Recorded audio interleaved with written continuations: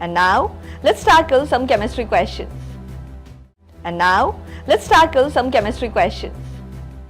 And now, let's tackle some chemistry questions. And now, let's tackle some chemistry questions. And now, let's tackle some chemistry questions. Hello everyone, good morning. So here we are with 5th of April morning session chemistry question paper. Some of the question we have already discussed. These are more that has come to us. So let's start this particular organic first question. P on reductive ozonolysis forms Q.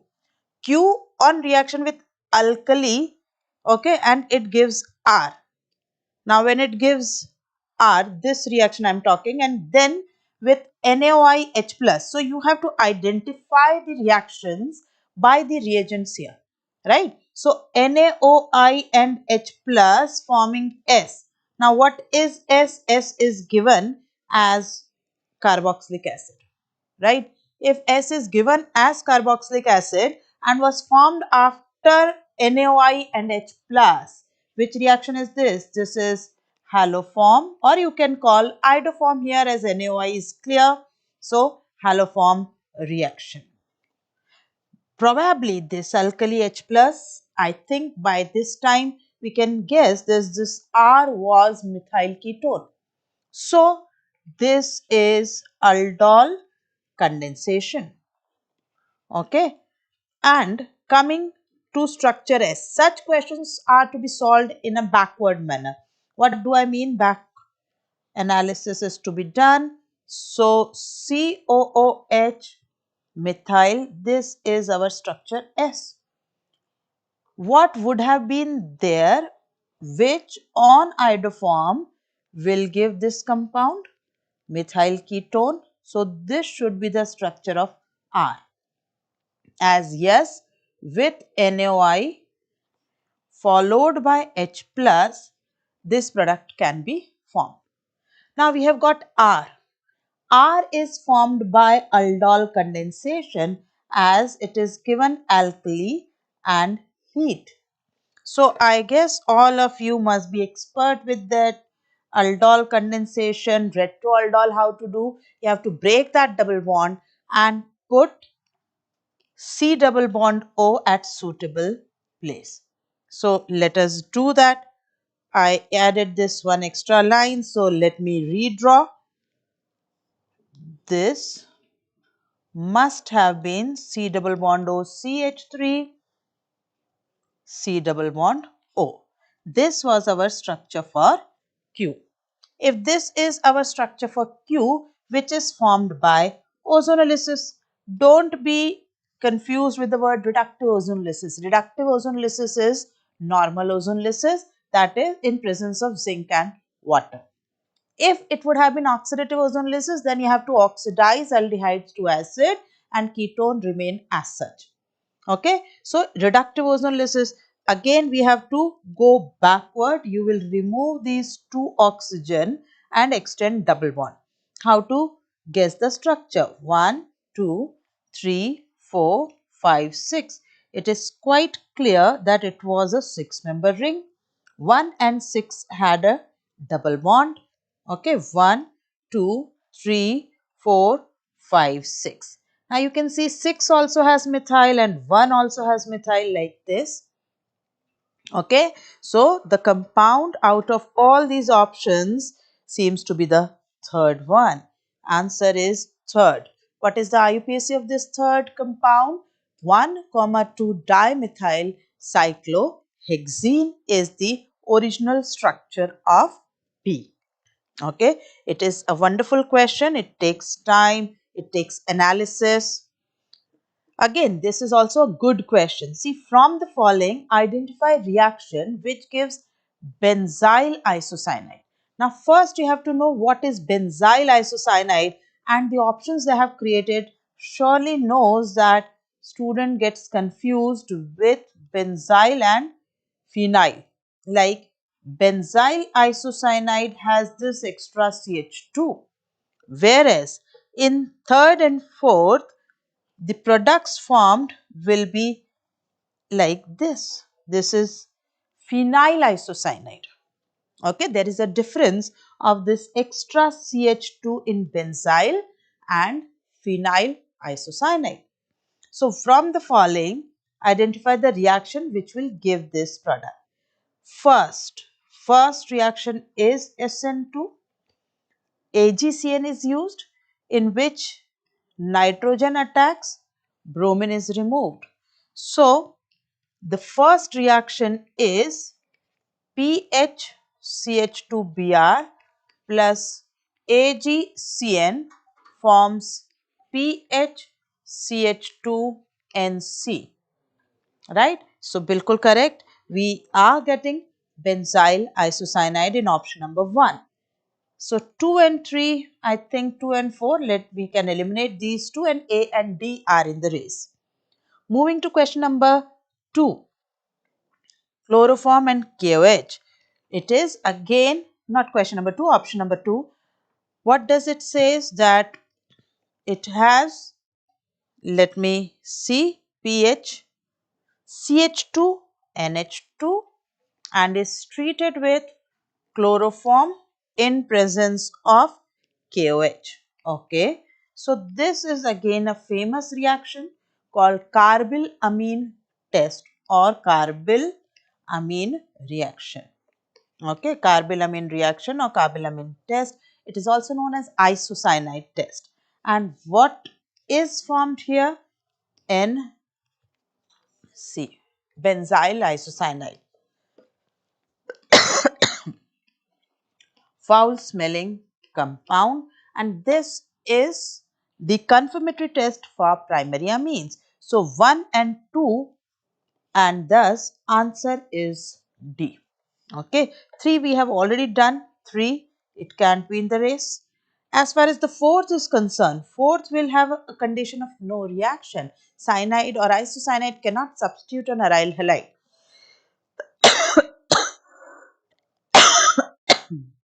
Please excuse me. Moving to the next question. Phenol with dilute HNO3 is giving these two products. Now, percentage increase in oxygen in steam volatile product. I really doubt whether these products were given or not. A strong possibility that these might not be there. Then also, if you have read NCERT, you will form the same product. And further, to simplify the situation, they might have given the steam volatile. If you take steam volatile or non-steam volatile, again it has no impact because the molecular mass of the two will be same. Right? Now what is asked? Percentage increase in oxygen in steam volatile product with respect to phenol. So first we have to find what is the percentage of oxygen in phenol. What is the percentage of oxygen in phenol? So, it is 16 upon 94 into 100. That I think comes somewhere around 17. Okay. Moving to percentage of oxygen in nitrophenol. As I said, as steam volatile specifically, if mentioned, then orthonitrophenol, or you can take any nitrophenol, molecular weight is same. So, total there are 3 oxygen, right? So, 48 upon roughly their atomic mass, if you will add up, it is molecular weight of orthonitro or paranitrophenol is 139.1. This comes on solving something like 34.5 percentage, right? Now, what is the increase? If I go for what is the increase, it is 34.5 minus 17, that is 17.5, right? So, the percentage increase in oxygen we have got as 17.5, but they have said you have to mark your answer as multiplied by 10 to the power minus 1. Answer is 175. Absolutely correct. Moving to next question. Can I have a glass of water, please? Any? Sure. So let us move to this next question. What amount of residual will be produced on heating 2.76 gram of Ag2CO3? First, you need to know that if we heat Ag2CO3, what is the reaction? On heating Ag2CO3 as normal carbonates do, you may expect that first Ag2O and CO2 is formed. Give me a second. So Ag2CO3 को अगर हम heat करते हैं, we'll get Ag2O and CO2. But Ag2O is unstable thermally by itself. So it decomposes further to silver. So what is the product? What are the products? The products are 2 silver plus half O2 and CO2. Right? CO2 and O2 are gaseous products. They will be gone. We are asked only about the residual. Residue is only silver. Right? Calculation is quite simple because the molecular weight of Ag2CO3 is 276 gram. If I heat 276 gram, silver being 108, I am left with 108 into 2 grams of silver. But they are saying 2.76 gram of Ag2CO3 is heated. Well, if so, then I will be left with 2.16 gram of silver. 2.16 gram of silver will give you answer B. So, correct answer for this question is B. Okay, let's move to next question. This is a simple one. You can save time from here and put to some more tough questions. This one, consider the following reaction. See, this is N-propyl chloride, AlCl3. Probably heat must have also been there. Consider the following reaction, and as none is given, so I think and identify the incorrect statement. Okay, we had to identify the incorrect statement. Let us see. Isopropyl cation intermediate is formed. Well, yes, this is Friedel-Crafts alkylation. So, when you treat this with AlCl3, we get first N-propyl carbocation. It rearranges to isopropyl carbocation. So, this statement is true. Isopropyl cation intermediate is formed in the reaction. That is true. Isopropyl benzene is the major product.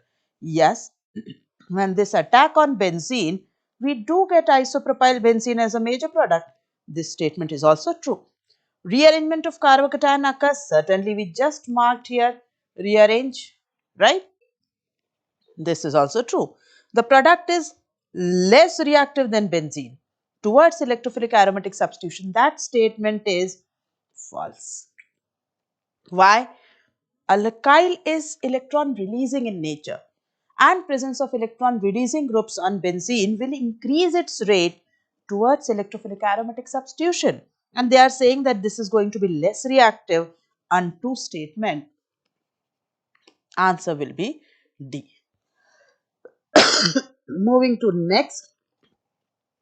Given below are two statements. Okay. Stability of carbocation is as follows. See, this one is a 3-degree carbanion, 2-degree carbanion, 1-degree carbanion. So, yes, this particular order of carbocation statement stability is correct. It is true. Stability of carbanion can be explained on the basis of inductive effect. Well, that is also true. We can have other impacts. We can have resonance. We can have aromaticity. Yes, that is true. We can have reverse hyperconjugation. But can it be explained by inductive effect? That statement in itself is true. It is not saying stability of carbanion can be explained only on the basis of inductive. Then it would have been an incorrect statement. But can be by this one, that also is correct. So both statement 1 and 2 are correct, and answer for this should be A. Is that correct? Answer is A. So this many questions we had for now. Let's continue with other subjects till then.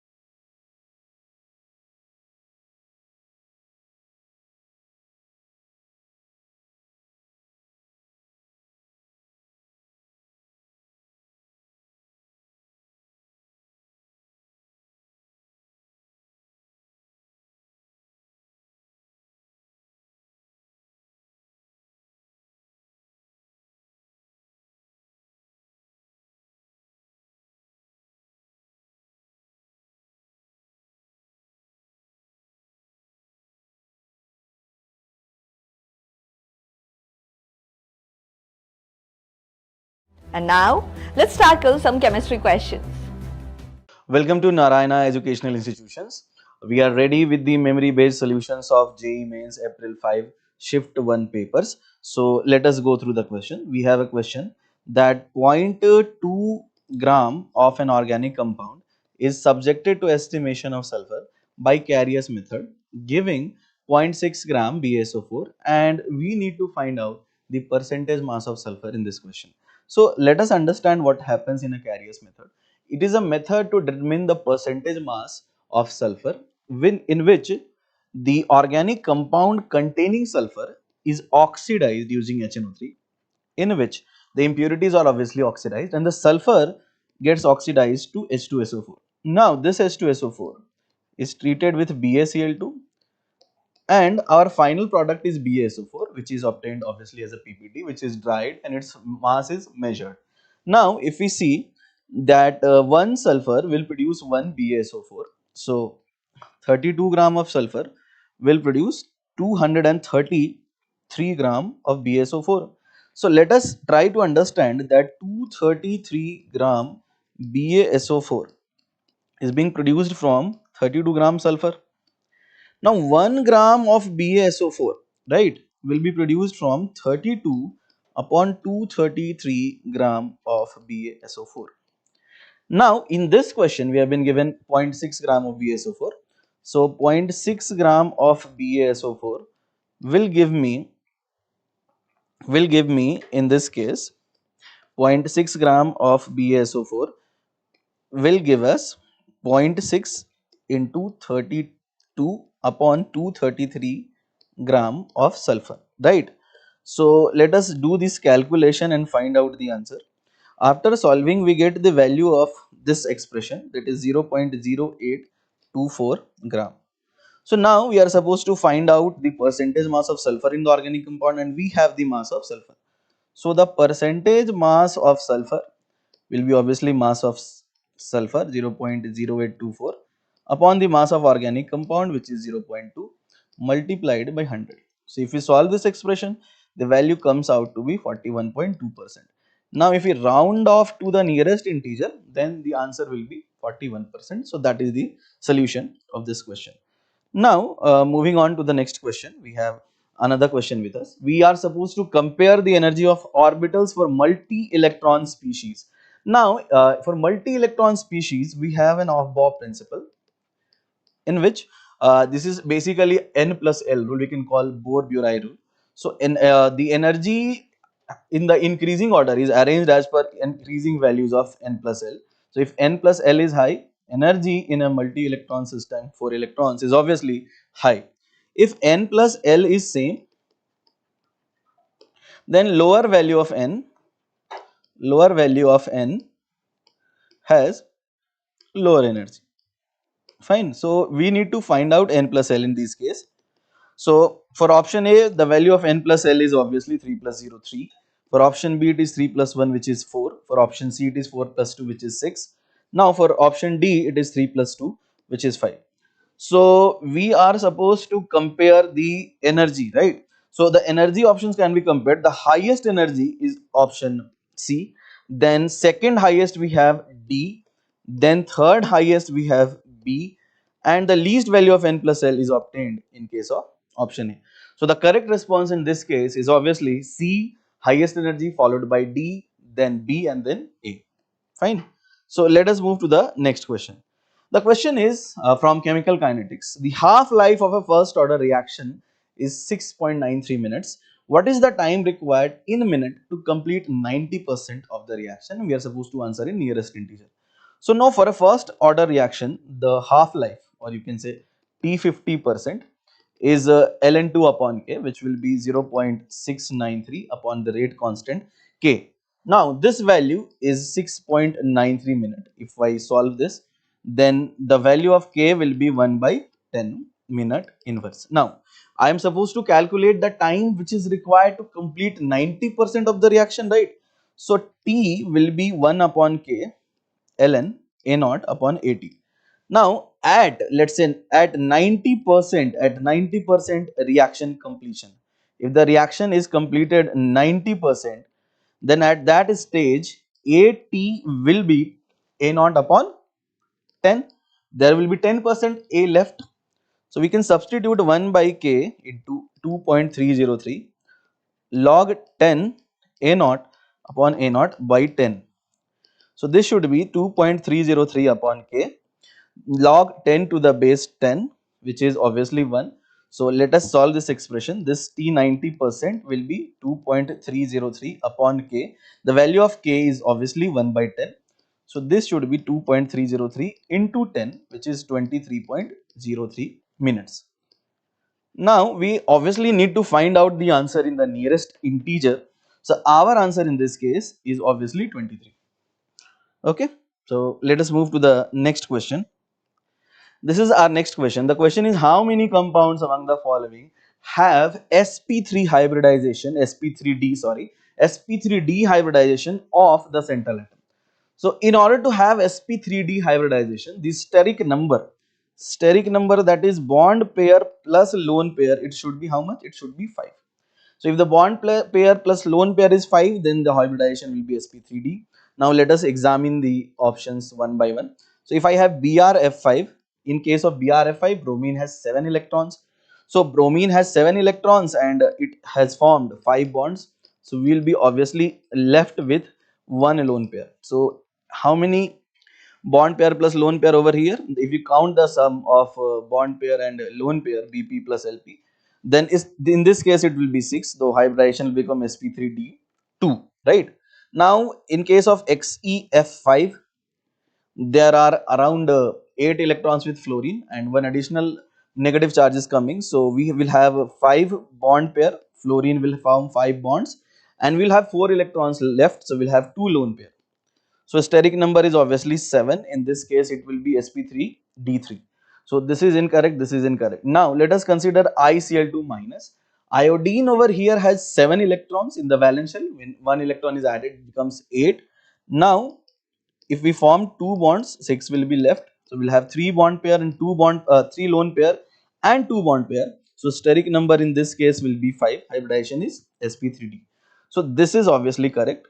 Now if we consider ICl4 minus, right? So in case of ICl4 minus, again we'll have one negative charge, or we can say Cl minus is coordinate bonded to it. So it will again have 6 bond pair plus lone pair. So hybridization in this case will be sp3d2. This is again incorrect. Now let us consider SF4. Sulfur has 6 electrons in the valence shell. 4 are forming bonds. So obviously one lone pair is left. So SF4 has bond pair 4, lone pair 1. So obviously it is 5. This is again true. NH4 plus will be tetrahedral with 4 bond pair. So this is not true again. Now let us consider ClF3. ClF3 will have Cl has 7 electrons in the valence shell. Now we have 3 bond pairs, right? So let us form the 3 bond pairs. We'll be left with the 2 lone pairs in this case. So again the steric number in this case is 5. Hybridization will be sp3d. Now consider, let us say we have to consider XeF2, right? So in case of XeF2, we will have 2 bond pairs and 3 lone pairs. So in this case the hybridization still becomes sp3d because the steric number in this case is 5. Now let us consider one more example, which is XeF4. Now in case of XeF4, there will be 4 bond pairs, right? And there will be 2 lone pairs. So the hybridization in this case will be sp3d2. So let us count the number of responses that we have got. See, we have got ICl2 negative, then we have got SF4, then we have got ClF3 and XeF2. So the answer in this case is going to be 4, right? So let us move to the next question, which is given below are two statements. So statement 1 is K2Cr2O7 can be used as a primary standard. Let us understand what exactly is primary standard. Primary standard is a compound which is easily used in conducting volumetric titrations. It has certain conditions, like it should not react with air, it should have high molar mass so that the errors will be less, it should show color change, right? It should be soluble in water, So all these conditions are basically shown by KTCRT07. It has high molar mass, it has high solubility in water, right? It does not absorb moisture from the air. So obviously the molar mass is also high, so there will be less measurement error. So obviously it can be used as a primary standard. So this is correct. Now, phenolphthalein, the question is a weak base indicator. See, phenolphthalein itself is an acid and that is why it ionizes in basic medium. The color of phenolphthalein, let's say I am writing phenolphthalein, it will be ionized and then pH minus will be pink. So see, basically it itself is an acid, that is why it gets ionized. It gets ionized in basic medium. Right, it ionizes in basic medium, but it is itself an acid, but it is written it is a weak base indicator. So obviously this statement is incorrect. So we have statement 1 is correct and statement 2 is incorrect. So these are the solutions of these questions. Thank you. Now let's look at some questions from mathematics. Hello students, JEE Main session 2, 5th April, shift 1. Today we are going to solve memory based questions that we have received so far from the students. So let's take question number 1 first, which seems to be an easy telescopic sum. Let's take this as S equal to 528. Let's take it outside of the summation, sigma n equal to 1 to 10, and easily this term can be converted into partial fraction n into n plus 1 minus 1 upon n plus 1 into n plus 2. Now simply this sum becomes telescopic. So once we have converted into two partial fractions, now easily in the lower side we'll put lower limit n equal to 1, on the higher side we'll put n equal to 10. So easily the sum will be calculated. So the answer will become 528 multiplied by just one factor of 2 must also be there to balance, because on taking LCM n plus 2 minus n will be there in the numerator. So the balancing factor 2 should be here on the denominator. So this will become 1 upon 1 into 2 minus 1 upon, put n equal to 10 here, this will become 11 into 12. So the answer should be 264 multiplied by, taking LCM here, this will become 11 into 12. So LCM will be 66 minus 1. So our answer should be 264 multiply 65 divided by 11 into 22, 11 into 12. So calculating this easily cancels out with 22, 11 cancels out 22 with 2. So this will become 130. Easily we obtain option number 3. Let's take next question. Consider an equilateral triangle PQR where P is the point, QR is this line, orthocenter coordinates are required to find. Okay, so easy question again. Let's take point P as this point and QR equation is given. And we know this triangle is equilateral triangle. If the triangle is equilateral triangle, all the centers are lying on the same point, that means are coincident. So here if we need to find orthocenter, that will be same as centroid. Yes, that means we drop a perpendicular from vertex P on the side. So the foot of perpendicular, or this perpendicular, this altitude will also be angle bisector, will also be median. All these lines are also coincident for equilateral triangle. So easily we can say this line is median and centroid divides median in the ratio 2:1. So this is our process of calculating the orthocenter. So easily we can do that because equation of line is given as 4. Let's say the foot of perpendicular is n. So to find n first, let's instead of applying the foot of perpendicular formula, let's assume n as parametric point on this line, which can be easily taken as x, comma 4 minus x. Yes, now slope of this line and slope of this line both should be perpendicular to each other. Since QR slope is -1, so easily this line slope must be equal to 1. So here by writing slope in 2 points form, 4 minus x minus 5 upon x minus 3 will be equal to 1. So from here we get minus x minus 1 equal to x minus 3. Easily we get 2x equal to 2. So that means x equal to 1. So x equal to 1 is easily satisfying. So here the coordinates of n becomes 1, 3. Now applying section formula here to directly find coordinates of h, which are given as alpha, beta, that must be equal to, taking alpha will be 2 times 1 multiplied by plus 2 times 1 plus 1 times 3 divided by 2 plus 1 3 comma coordinates y coordinate of h, that will be 2 times 3 which is 6 plus 1 times 5 plus 5 upon 3. So the coordinates of alpha h are alpha and beta, which are becoming 5 by 3 comma 11 by 3. So easily alpha plus beta becomes 16 by 3, but we need the value of 9 times alpha plus beta, which is becoming 48. So the answer should be option B. Again, easy approach. Very simple, straightforward question, conceptual question is given. So one more question, let's take next question here. Question number 3, integration question.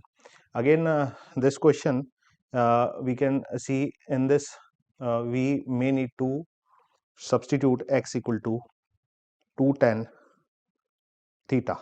As we are looking at the problem, this is easily becoming integrable by substituting this substitution.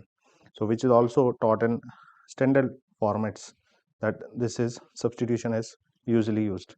So let's first before substituting, let's first differentiate, and let's see the value of dx is coming equal to 2 times secant square theta d theta.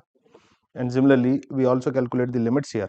At x equal to 0, we are getting theta equal to 0, and at x equal to infinity, we are getting theta equal to pi by 2. Easily we can deduce that by putting the value of x here.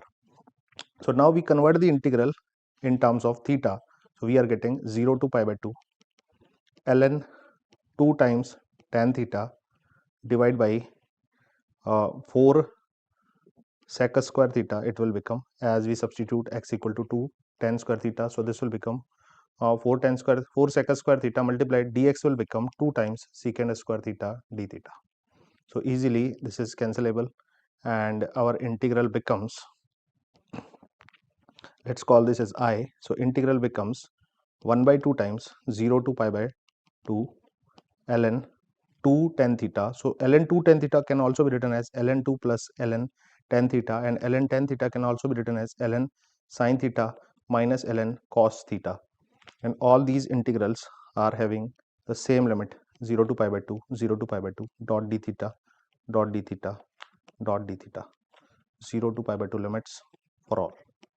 And we already know this thing, we already know that this integral and this integral both are equal.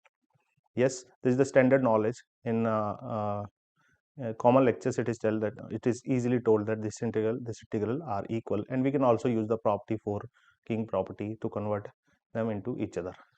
So we are left with only this integral, which is easily deducible, which is equal to ln 2, which is constant. So theta will be after substituting limits, it will become pi by 2 minus 0, and this will become pi by 4 ln 2. So easily we got option 1. So again, easy question, straightforward question JEE is asking in this session. Next slide, question number 4. Okay, Sn is the sum of first n terms of an AP. So Sn is given as 3n square plus 5n. Okay, for all n belong to natural number, of course.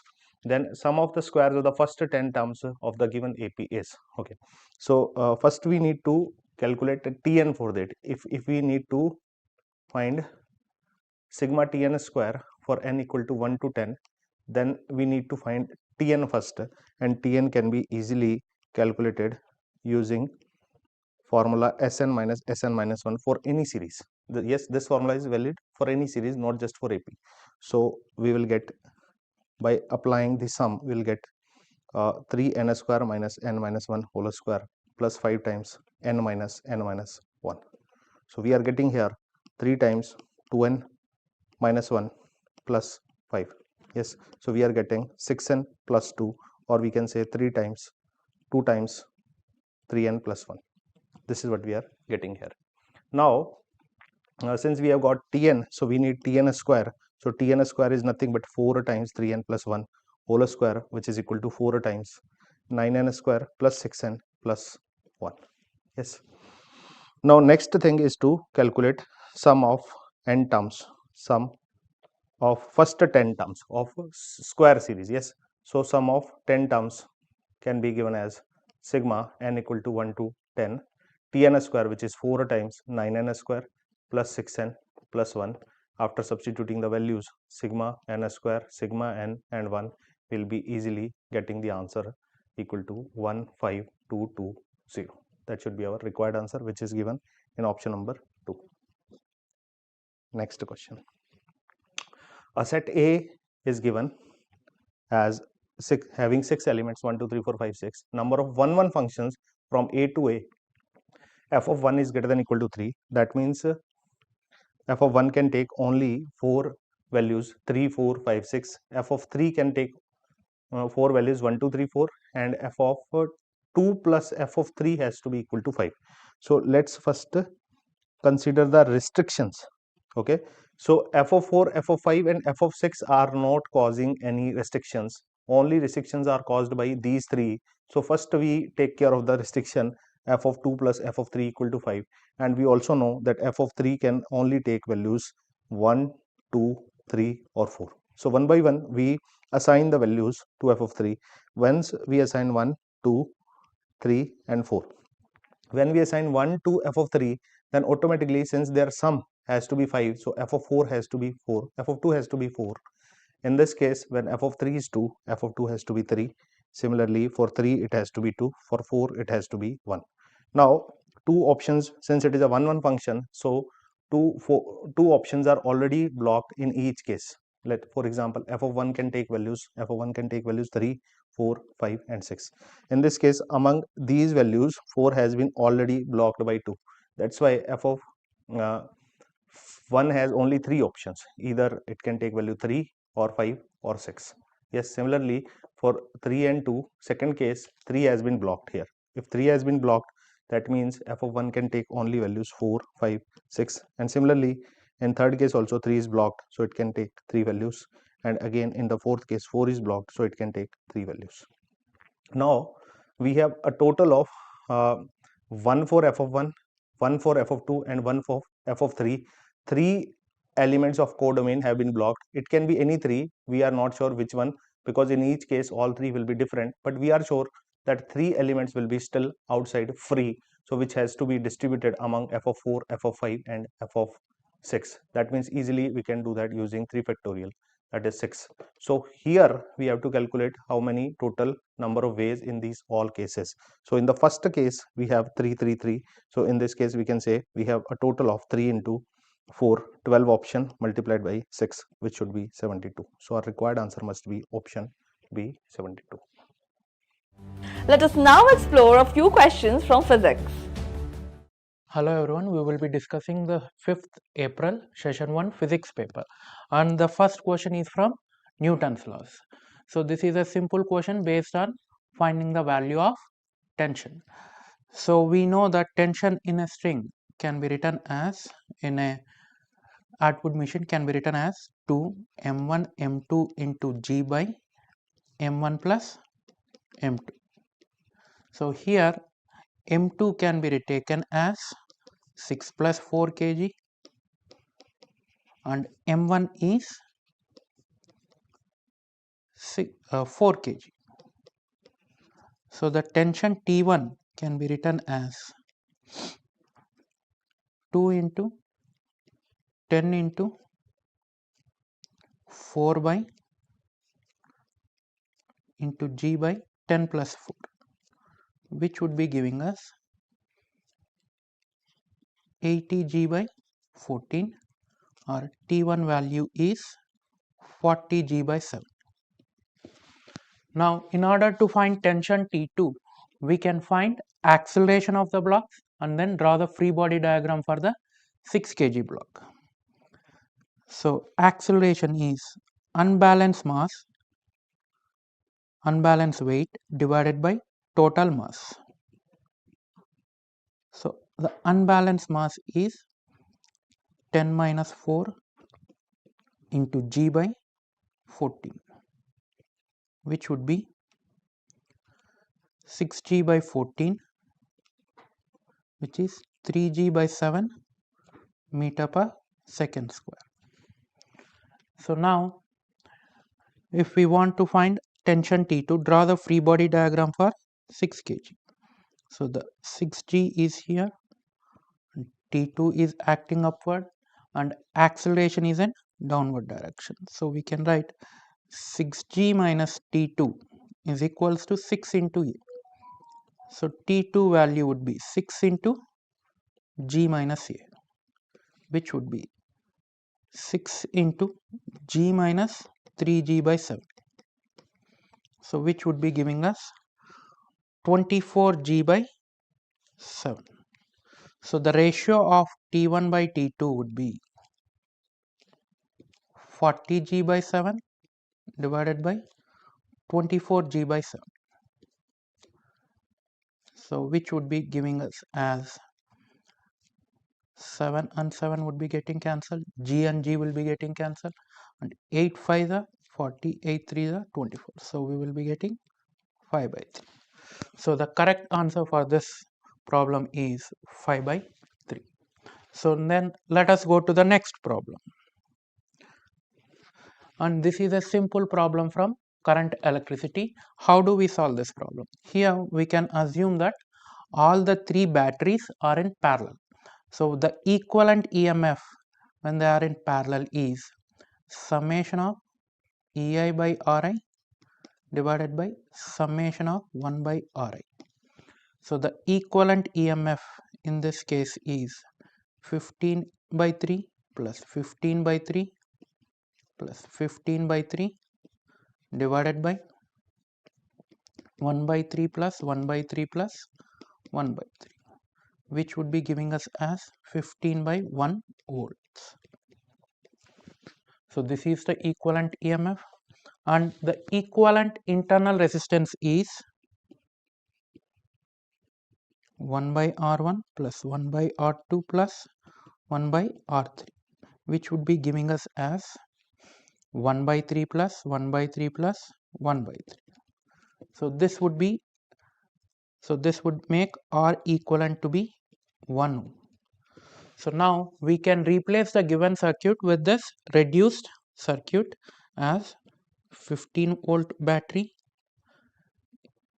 with internal resistance 1 ohm, and the total 3 and 3 are in series, it would be making 6 ohm. So this is A and B.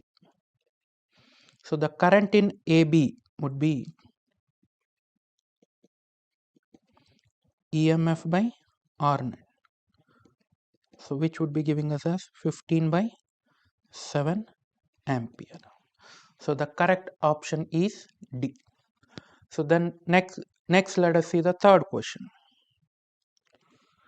So this is a simple problem from optics, and they are asking for us minimum deviation.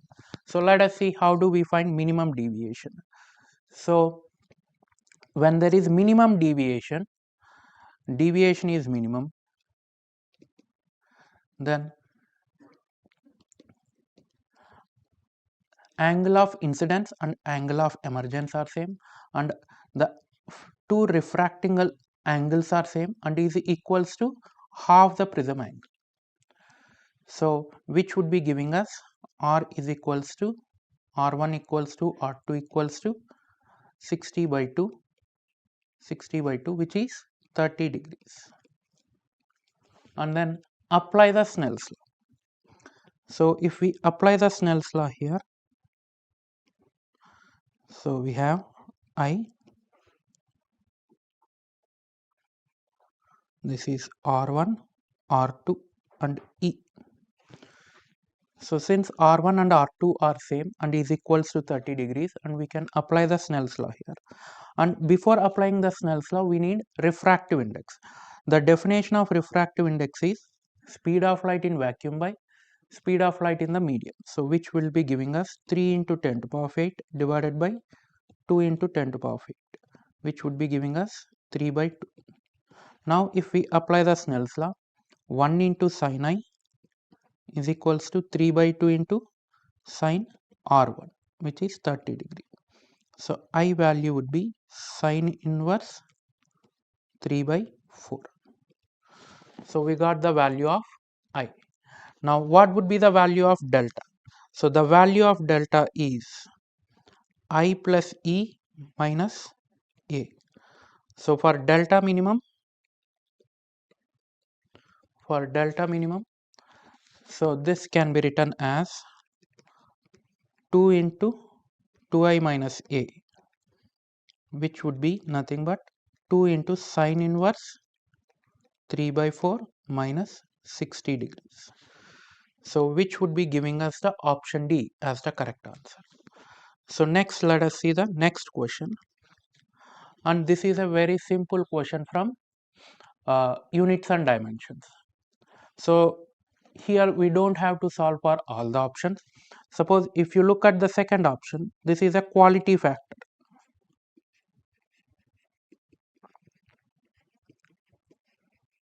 Quality factor, and quality factor does not have any dimensions, so no dimension, so we don't have to check for second option. Now let us check for first option. If we are able to check for first option, first and third option are almost similar, so it would be easier for us to, we can eliminate either of those options, or we would be getting one of the options in this one. So let us see R by root LC. So how do we solve this? We know that angular frequency in the LC circuit is 1 by root LC. So which means the 1 by root LC has dimensions of frequency, and resistance is V by I. Potential difference is nothing but work done per unit charge divided by I. So this can be written as R by root LC can be written as work done by Q into I into T inverse. 1 by root LC is T inverse. So this can be written as work done is, dimensions of work done is M L square T power minus 2 divided by Q can be written as current into time into I into T power minus 1. So this would be giving us ML square I power minus 2 and T power minus 4, or I here is represented as ampere, which is given as a power minus 2. We can write this as ml square a power minus 2 and t power minus 4. So luckily we got the first option itself as the correct answer. So let us see the next problem. So this is another problem from gravitation, and how does the gravity would vary with height? So the gravity varies as g at a height h is g into 1 minus 2h by r, and gravity at depth d is g into 1 minus d by r. So here the question is, they are asking us to compare the gravity at a height 16 km above the earth's surface and at a depth 16 km below the earth's surface. So we can write this ratio as gh by gd. Ga by gb is nothing but gh by gd, which is nothing but g into 1 minus 2 into 16 by, the radius of earth is 6400 divided by g into 1 minus 16 by 6400. G will be getting cancelled, and 16 and this would be 400 times. This would be 400 times. So we will be getting the ratio of Ga by Gb as 1 minus 2 by 400 divided by 1 minus 1 by 400. So which is 398 by 400 divided by 399 by 400, which would be coming out as 398 by 399. So the correct option would be option C. So then let us see the next problem. So here the Young's modulus of a wire is given as Y, and if the material is kept constant and they are stretching the wire, the wire radius is doubled, and while the length is halved. So we know that Young's modulus is a property of a material. Because Young's modulus is property of a material. Young's modulus is property of a material. So because it is property of a material, it does not change with changing the dimensions of the material. So that's why its Young's modulus will still be Y. So this is a simple problem from mechanical properties of matter. So then let us go to the next one, and this is one more simple problem from inductors.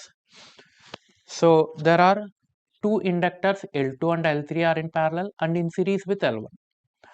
So what is the equivalent inductance in parallel? So the equivalent inductance in parallel is L1 L2 by L1 plus L2 in parallel. And in series, equivalent inductance is L1 plus L2. So based on this, we can easily solve for current energy stored here.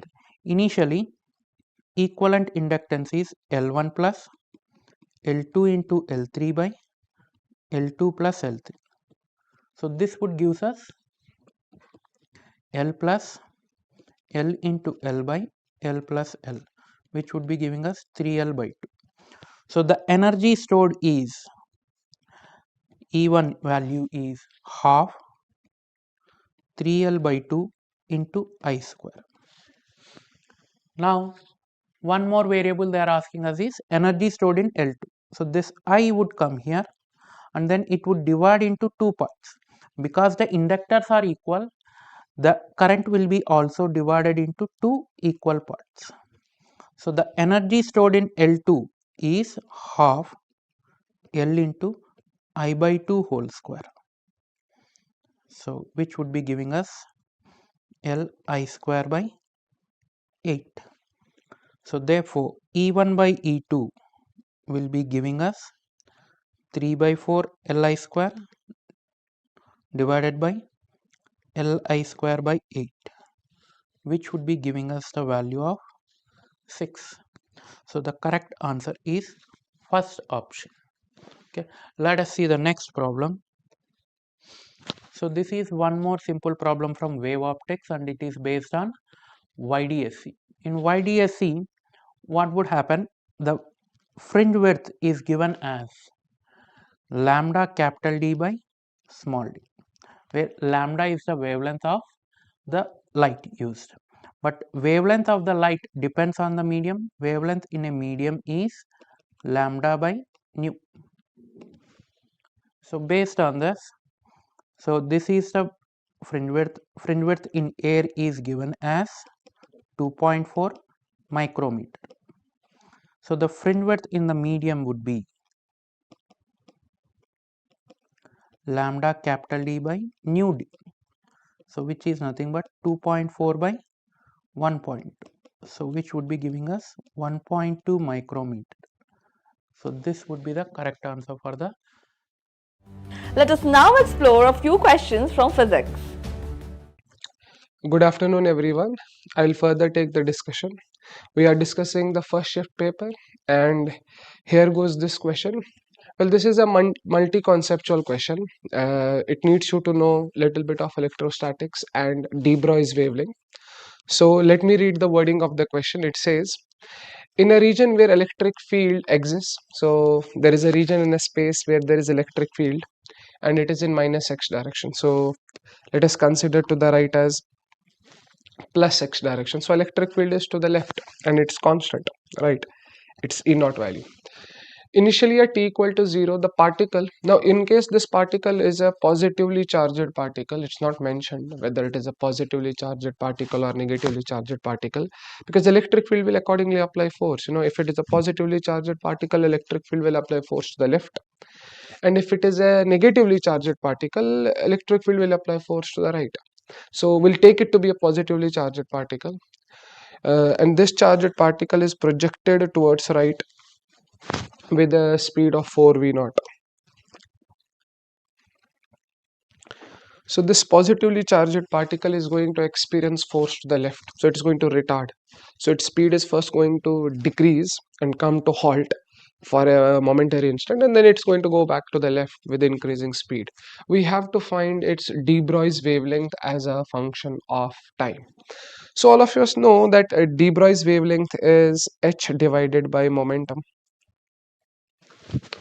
where v is the velocity of the particle at any instant.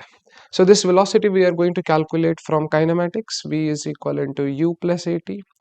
We know that acceleration is constant because the force exerted by electric field on the positively charged particle is q into e, which is to the left. Okay, so v is equivalent to u is 4v naught, and our force is to the acceleration is minus qe by m into t. QE is the force and m is the mass of the particle. We're going to substitute it here and we should have the answer. So lambda is equivalent to h divided by m. In place of velocity, we are going to write 4v naught minus qe by m into t. So just simplifications we need to make. We need to replace h divided by 4m v naught with lambda naught. So further simplification is as we can write it h divided by 4m v naught. I'm going to take that as common. It's 1 minus. Important thing to understand in the question is that all the options are in terms of lambda naught. So we need to even eliminate v naught, which we are going to get in this term. So it's qe by qet divided by m, and that will be another is 4v naught. We had taken 4v naught as common. So h by 4m v naught will be replacing that with lambda naught. So it's lambda naught divided by 1 minus qet, we're going to write as it is.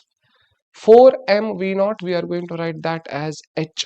Okay, 4m v naught, you can see we're going to write that as h by lambda naught.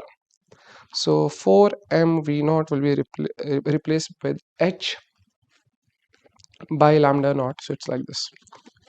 So the final answer is going to be lambda naught h divided by h minus QET lambda naught.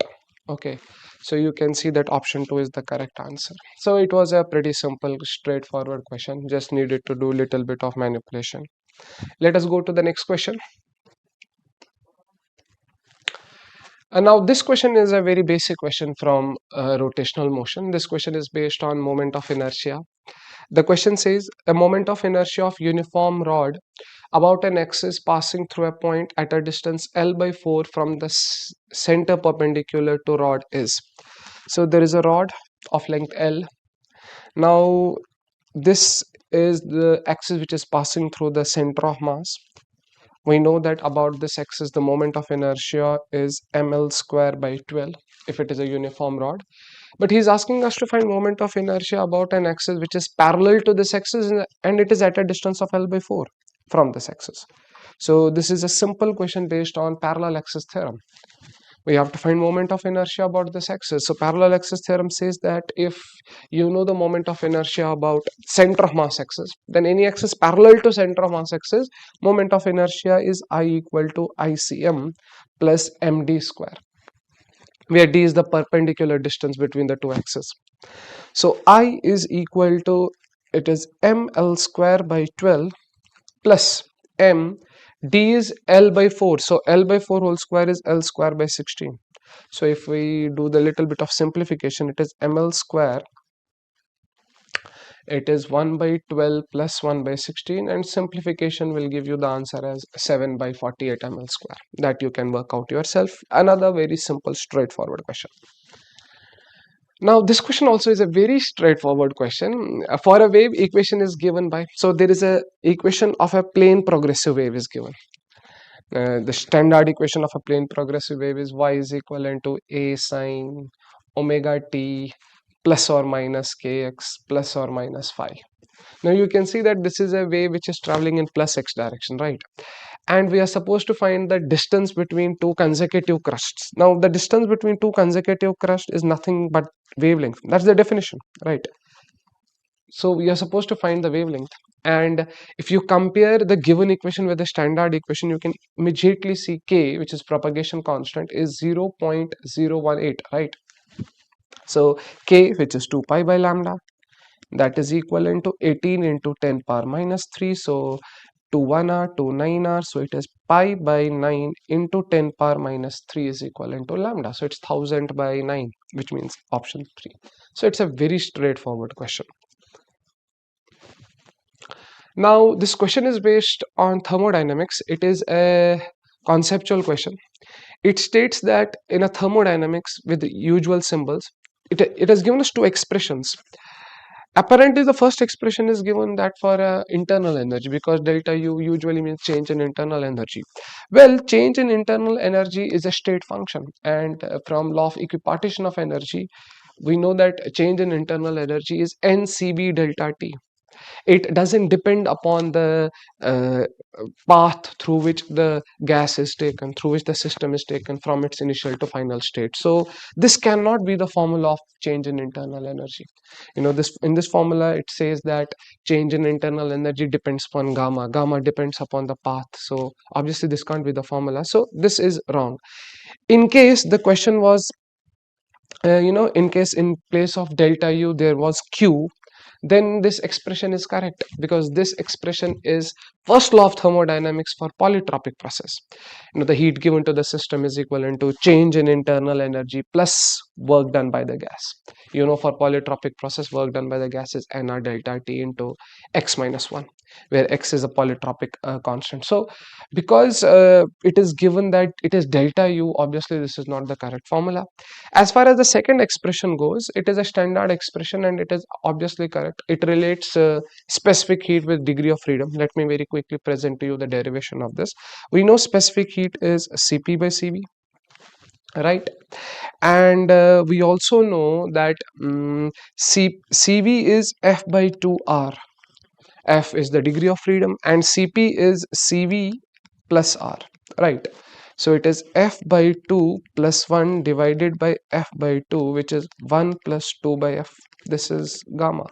And if you see, the given equation is just the same equation rearranged. So expression 2 is correct, expression 1 is wrong. So apparently second option is the correct option. Now this question is another basic question from kinematics. It says a ball is dropped from a height of 18 meters. So we have a ball here. It is dropped from a height of 18 meters. Find the distance of the ball from the ground. So at some instant the ball is here. We have to find its distance from the ground. Let me call that distance as y. Find the distance of ball from the ground where the speed of the ball becomes equal to the magnitude of acceleration. So we have to find the y where it is speed is equal to g, right? 10, where the speed is 10. So it's quite obvious this will happen after 1 second. So, if you drop the ball from rest, in every 1 second it gains a speed of 10. So after 1 second it is going to happen. But anyways, he is not asking the time at which this thing will happen. He's asking the distance of the ball from the ground. So this question we can simply do from this formula: v square minus u square equal to 2as. So u is 0, v is given as g, right? U is 0. Acceleration is also g, right? And s, well, s is the displacement. Let us find s. S is the displacement, and once you know the displacement can be written as 18 minus y. So g and g will cancel out. So s is equivalent to 5. So this distance is 5. So after 5 meters, after freely falling through a height of 5 meters, it gains a speed of 10 meter per second, which means from the ground this height must be 13, right? 18 minus 5, that's 13. Very simple, straightforward question. This question is based on the basic definition of modulus of rigidity. So here what is happening is that to a cube which is fixed beneath, the questioner is applying a tangential force.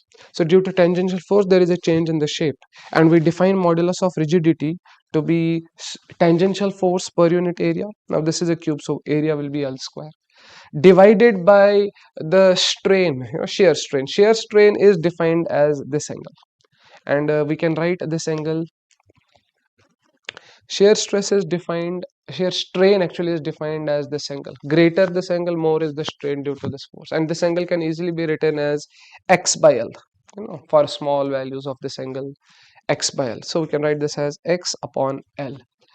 Now we are supposed to find this value of x. So I think if you substitute it, we'll going to get the answer as B, I think. I mean, very simple calculation is there. One of the L's will cancel out. In place of another L, you're going to write 5 into 10 power minus 2. Eta is given 10 power 5. So 10 power minus 2, 10 power 5 will be at 10 power 3. So I think second is the correct answer. Now this question is based on logic gates.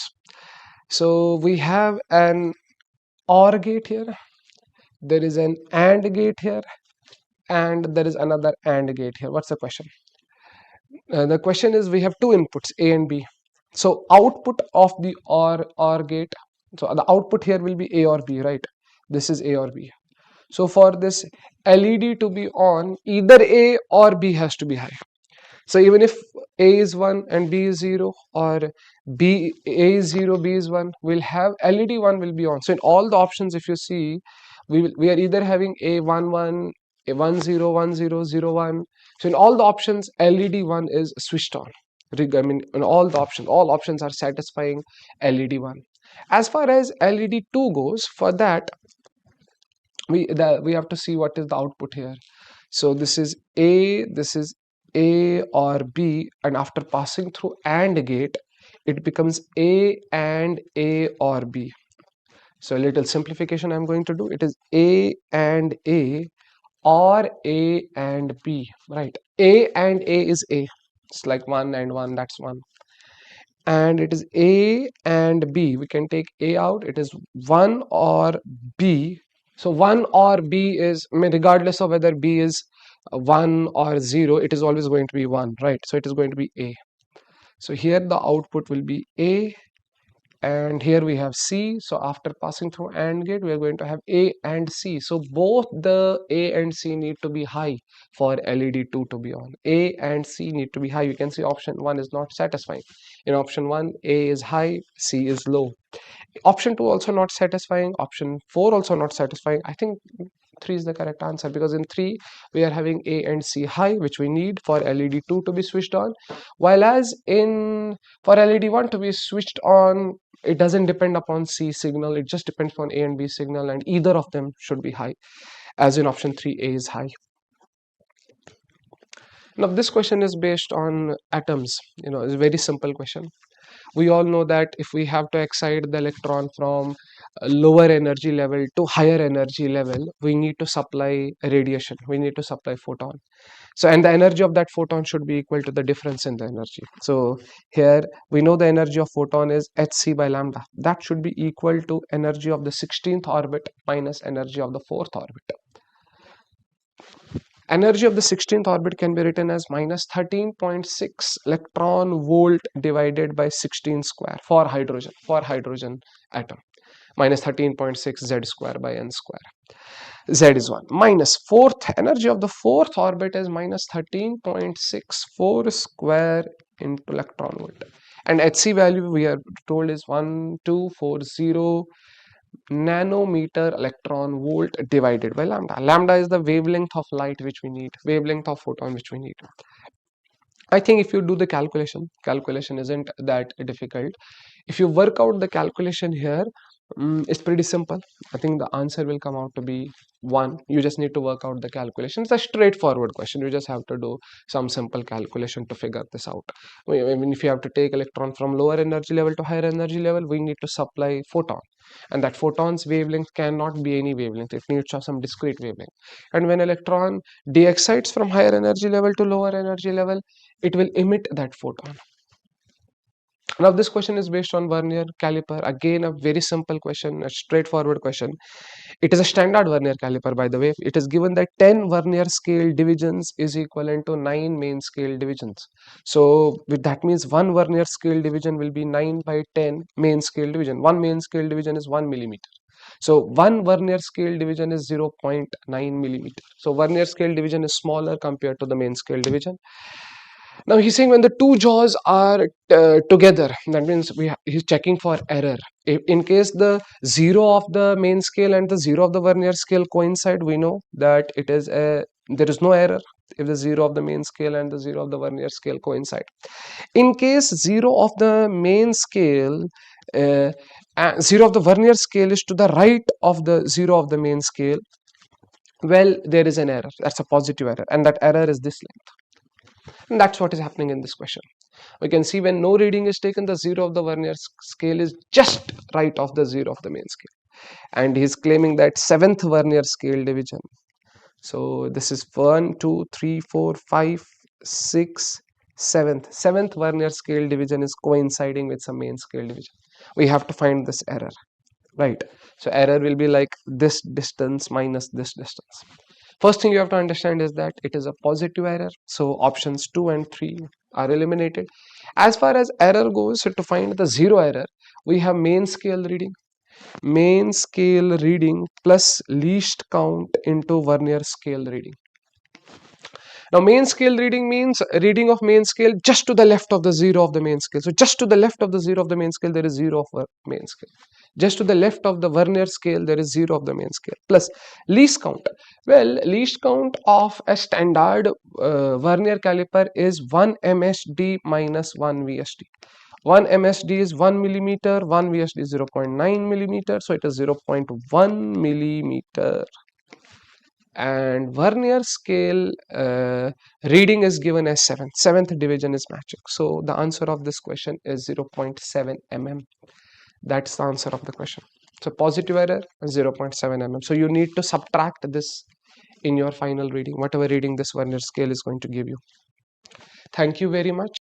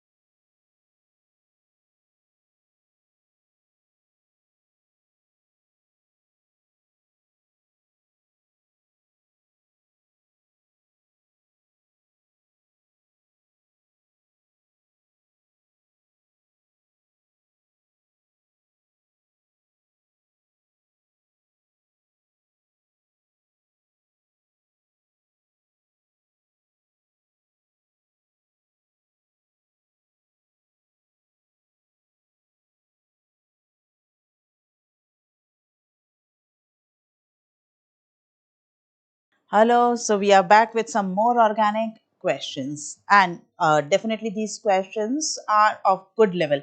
So we need to discuss in detail. Let's start with this first particular question. Consider the following sequence of reactions. So you have to know several reactions, but the easy ones though. First is the alcoholic KOH. When they are saying alcoholic KOH, what reaction we have to do? With aqueous KOH, we do substitution, and with alcoholic KOH, we have to do elimination. So this is E2 reaction and elimination is done. Okay, let me write it again here. Right, so it is elimination, and let us erase what we wrote here as it is getting under our logo. Now coming back, so alcoholic KOH is forming styrene, PHCH double bond CH2. Now they are saying treat this product with H3O plus. So it is like dilute H2SO4. You have to go for the stable carbocation and then add water. So this is what is formed after H3O plus. Then they say treat it with PCC. PCC, as you know, is so important in NCERT syllabus. So what does it do? It oxidizes alcohols to aldehyde and ketone. 1 degree alcohol to aldehyde, 2 degree to ketone, and 3 degree no reaction. So which alcohol is this? 2 degree. What should I expect? A ketone. What is the structure? This is what I expect as a structure or a product. They are asking the major final product P is. Why the word major? Because at this place you could have had a 1 degree alcohol also. If you go for that, then it could be more than one correct answer. So clearly mention major product. Third, our answer to this question is third. Okay, moving to next question, and certainly this is very detailed question. You need to know in detail about this particular compound and its behavior. Consider the following statement. Glucose exists in two anomeric forms. Well, yes, glucose exists in two anomeric forms, OH, OH, OH, OH, CH2OH, H. Let us place H at all other places. This is our beta anomer. Okay, and if this anomeric OH is changed to this position, then the new structure I am drawing currently is the alpha anomer of glucose. So in the cyclic structure, glucose do exhibit two different structures. One is the alpha anomer, one is the beta anomer. Okay, so first statement, glucose exists in two anomeric. Why the word anomeric? What is an anomer?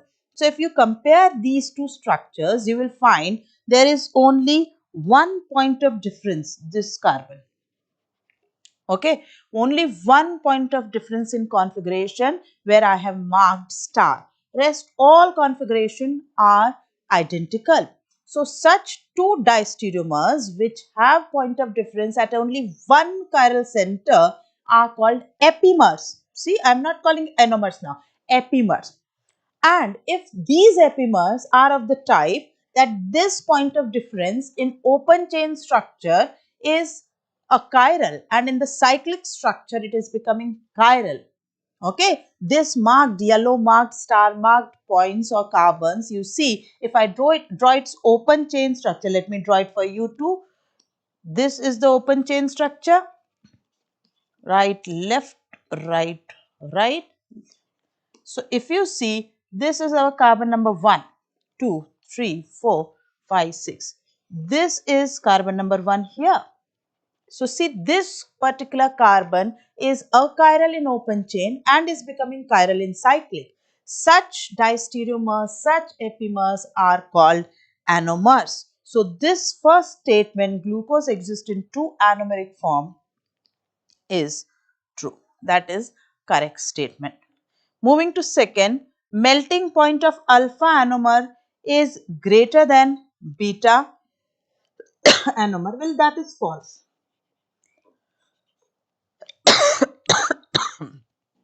Beta anomer will have higher melting point. If I remember it correctly, it is somewhere around 417 Kelvin. And this is somewhere around 407 Kelvin. So, beta anomer has higher melting point. Specific rotation of alpha anomer is 19 degree and of beta is 112. This statement is also false because they have just reversed it. Beta anomer has 19 and alpha anomer has 112.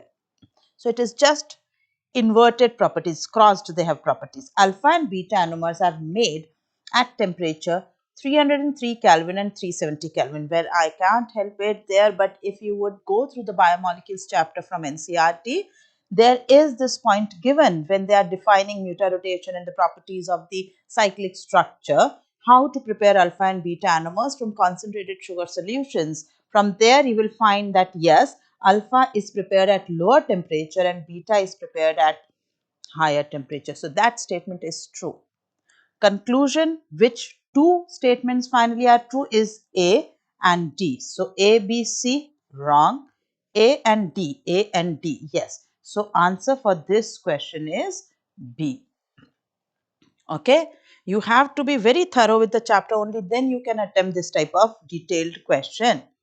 It appears to be single correct, but in what should I say, disguise of single correct, it is a multi-correct question. Moving to next question, NaOBr on amide. Which reaction is this? It is, it is haloform? No. Which reaction? Huffman bromamide, right? The reagent is same, but this reagent when taken on methyl ketones, then it would be Huffman, then it would be haloform. On amides, it is Huffman bromamide rearrangement. And what happens in Huffman bromamide rearrangement? It is a step down reaction and we have one carbon less amine. So this CO2 will be gone. We will have CH2 NH2. Now if it is CH2 NH2, the question says primary aromatic amine. No, it is a primary amine, but it is aliphatic. Why? Because NH2 is connected to this sp3 carbon. If NH2 was connected to the aromatic ring, then primary aromatic amine would have been true. So, it is primary aliphatic amine which is formed. And if so, then this statement is false. Moving to the next statement, statement 2, aniline can be prepared by Gabriel Thelimide. First, let us revise what is Gabriel Thelimide. We have Thelimide, right? We take acid-base reaction and form its imide, anion, N minus. Then we take it to alkyl halide, and when we take it to alkyl halide, we have NR. Now this reaction is SN2, and then we hydrolyze it and we have benzoic acid and primary amine RNH2. So Gabriel Thelimide is a method for preparation of only primary amines, but it certainly involves SN2 pathway. If it involves SN2, then the alkyl halide required should be capable of SN2. Now in the statement 2, they say they want to make this as product, right? So see, if amine is RNH2, then the alkyl halide used is Rx. So for this, the alkyl halide to be used is aryl halide, right? It is PHX, but it do not give SN2 reaction. And if it do not give SN2 reaction, then reaction will fail for this particular preparation. So yes, it is a primary amine, but we cannot prepare this particular amine by Gabriel Thelimide. So this statement is also false. So now I have to search. Both statement 1, statement 2 are incorrect, and thus answer for this question is D. Clear? Moving to next. the order of acidic strength of 0.1 molar aqueous solution of following is. So the concentration is equal. Now it is directly asking which one is acting as a stronger acid, whose pK value will be lower, K value will be higher. Yes, we may not remember that whose value will be more or less, but as far as general idea is concerned, you all know organic acids are weaker acid than most of the inorganic acids. Some of the acids which are inorganic and are weaker than organic carboxylic acids are like H3BO3, HCN, alright. Those are the few where our organic acids are the winners. Otherwise, they are always in the last. Taking this point into consideration, A should be in the last. So, second and third, these two options we can eliminate. Now, in B and C, if you remember, for oxy acids, right? For oxy acids, we say higher the oxidation state of central atom, higher is not pK, Ka. Higher is the Ka of the acid. Higher is K of acid, right? So it becomes a stronger acid. But there is only one exception. Which exception are the phosphorus acids, right? In which with increase in oxidation state of the central atom, their Ka also goes down, because the increase in oxidation state is not with increase in minus R effect, but with rather a plus R effect. So, as you can see, phosphorus here is in lower oxidation state, this is higher. So, B has to be greater than C, right? If B is greater than C, so first is the appropriate answer, as A is in the last, B is greater than C, and so let us conclude 1 is our answer. Okay, so that is all about the questions we got till now. Be in there and wait for more questions.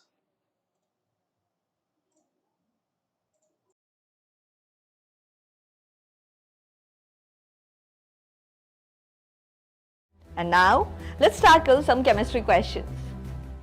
Welcome to Narayana Educational Institutions. We have a question with us from JEE Main Chemistry. The question is, pH of 10 raised to the power of -7 molar aqueous, or you can say equivalent KOH solution at 25 degrees Celsius is. So over here, KOH is a strong base. It will dissociate to produce K plus and OH minus. Now the concentration of KOH is obviously 10 raised to the power of -7. So upon dissociation, it will produce 10 raised to the power of -7 molar OH minus. Now H2O, it will be dissociated into H plus and OH minus. Concentration of H plus coming from H2O is, let's say, X. So the concentration of OH minus coming from H2O will again be X. Now the concentration of OH minus coming from KOH is obviously 10 raised to the power of -7. So the net concentration of OH minus in this case, it is X plus 10 raised to the power of -7.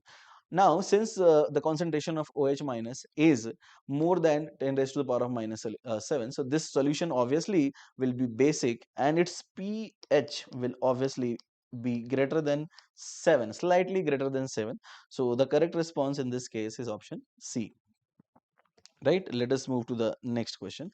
Now we have two statements. In an octahedral complex, each electron in T2g orbital stabilizes by 0.4 times delta O, and that of EG orbital destabilizes by 0.6 delta O. So let us understand, let's say I have degenerate d orbital. Now if I place 6 ligands, then obviously the degeneracy will be disturbed. It will be split into two set of orbitals. The one with the lower energy is called T2g, and the one with the higher energy is called EG. Now, as per conservation of energy, these three orbitals, their energy will be decreased by an extent 0 minus 0.4 times delta O, and these two orbitals, their energy will increase by an extent plus 0.6 delta O per orbital, right? So, obviously the energy of T2g orbital will be decreased and that of EG orbital will get increased, right? So, the statement itself is saying in octahedral complexes, each electrons in T2g orbital stabilizes, this is correct. and that of easy orbital destabilizes. This is again correct. Now the second option or the second statement is all d orbitals are of the same energy. This is true initially, but after complex formation its degeneracy is getting disturbed. So obviously both the statements are correct in this question. Now let us go through the statement. The order of electronegativity is FON. This is obviously correct. In OF2, if we talk about OF2, so in OF2 the oxygen will have an oxidation state +2. This is correct. And in N2O nitrogen will be +1 and oxygen will be -2.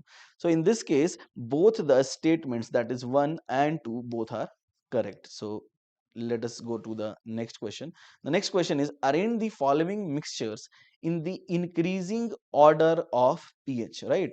So we have to arrange them in the order of increasing pH. So we should start with lowest pH and then we should go to the highest pH. So let us go through them one by one. So in the option A I have 10 ml and the solution is decimolar, and 1 by 10 molar HCl plus 10 ml 1 by 10 molar CaOH whole twice. So now in this case the concentration, or you can say the number of equivalents of acid, will be 10 into 1 by 10, which is 1. If I had to find out the number of equivalents of base, then it should be 2, which is the N factor of calcium hydroxide, multiplied by 10 into 1 by 10. So this should be 2. So as we can see, the concentration of base in this case is higher. So the concentration of OH minus in this case will be 2 minus 1 upon the net volume, which is 20 liter, 20 ml. So in this case, it will be 1 by 20, or you can say 0.05, right? The concentration of OH minus in this case is 0.05. Now let us go through the option B, in which the concentration of H plus, or I can say the NaVa part. The NaVa part is again 10 into 1 by 10, which is 1. Now let us find out NbVb OH minus. In this case, NbVb will be 2 times 1 by 10 into 25, right? So it should be how much? In this case, it will be 5. So obviously in this case again OH minus is greater, so it should be 5 minus 1 upon the net volume, which is 10 plus 25, which will be 4 by 35. Now if I solve this, this value will be approximately 0.11. Now in the third option we only have two acids, right? So obviously it will be acidic, and as we can see options A and B are basic, and the concentration of OH minus is obviously greater in B. So if we have to compare the pH, it will be least for C, and OH minus is highest in case of option B. So B will be highest, so this will be the answer. C followed by A and then B. This will be most acidic, this will be most basic. So highest pH will be of B and the lowest pH will be of option C. So the correct response in this case is obviously option C. Let us go through the next question. The question is calculate mole fraction of water in a 10% weight by weight solution of urea, right? And they have given it in a way that x into 10 raised to power minus 3, and we are supposed to calculate x. So 10% weight by weight urea means we have 10 gram urea plus 90 gram of water. So the number of moles of urea, if I have find out, this will be 10 upon 60. So this will be 1 by 6, this will be 1.166 recurring form, and the number of moles of water in this case, it will be 90 upon 18, which will be 5. Now we have to find out mole fraction of water. They are asking about water. So mole fraction of water, mole fraction of water. So I can write this will be mole fraction of water plus upon mole fraction of water plus that of urea. So this expression comes out to be 5 upon 5.166. Now this 5 upon 5.166 can be written as x upon 1000, because it is 10 raised to power minus 3. So the value of x will be 5000 upon 5.166. Now if you solve this expression, we find out the value. This will be approximately 968. This will be approximately 968. So this is the answer to this question. Thank you.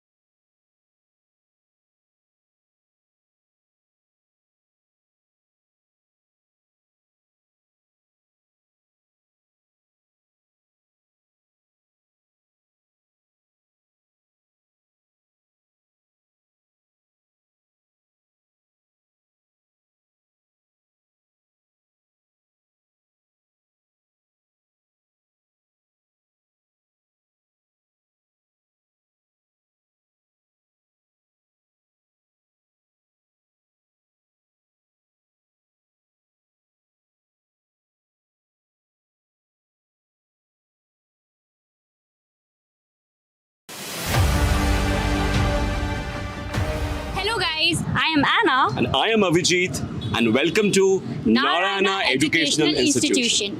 So JEE Main's 2026 Session 2 just got over, and students are coming out after India's one of the most toughest engineering exams. And we are here to capture the live reactions of the students. Yes. So, let's go. Hi, what's your name? My name is Venkatam Chiran. You just appeared for JEE Main Session 2. How did your exam go? This is my second time. It's moderate.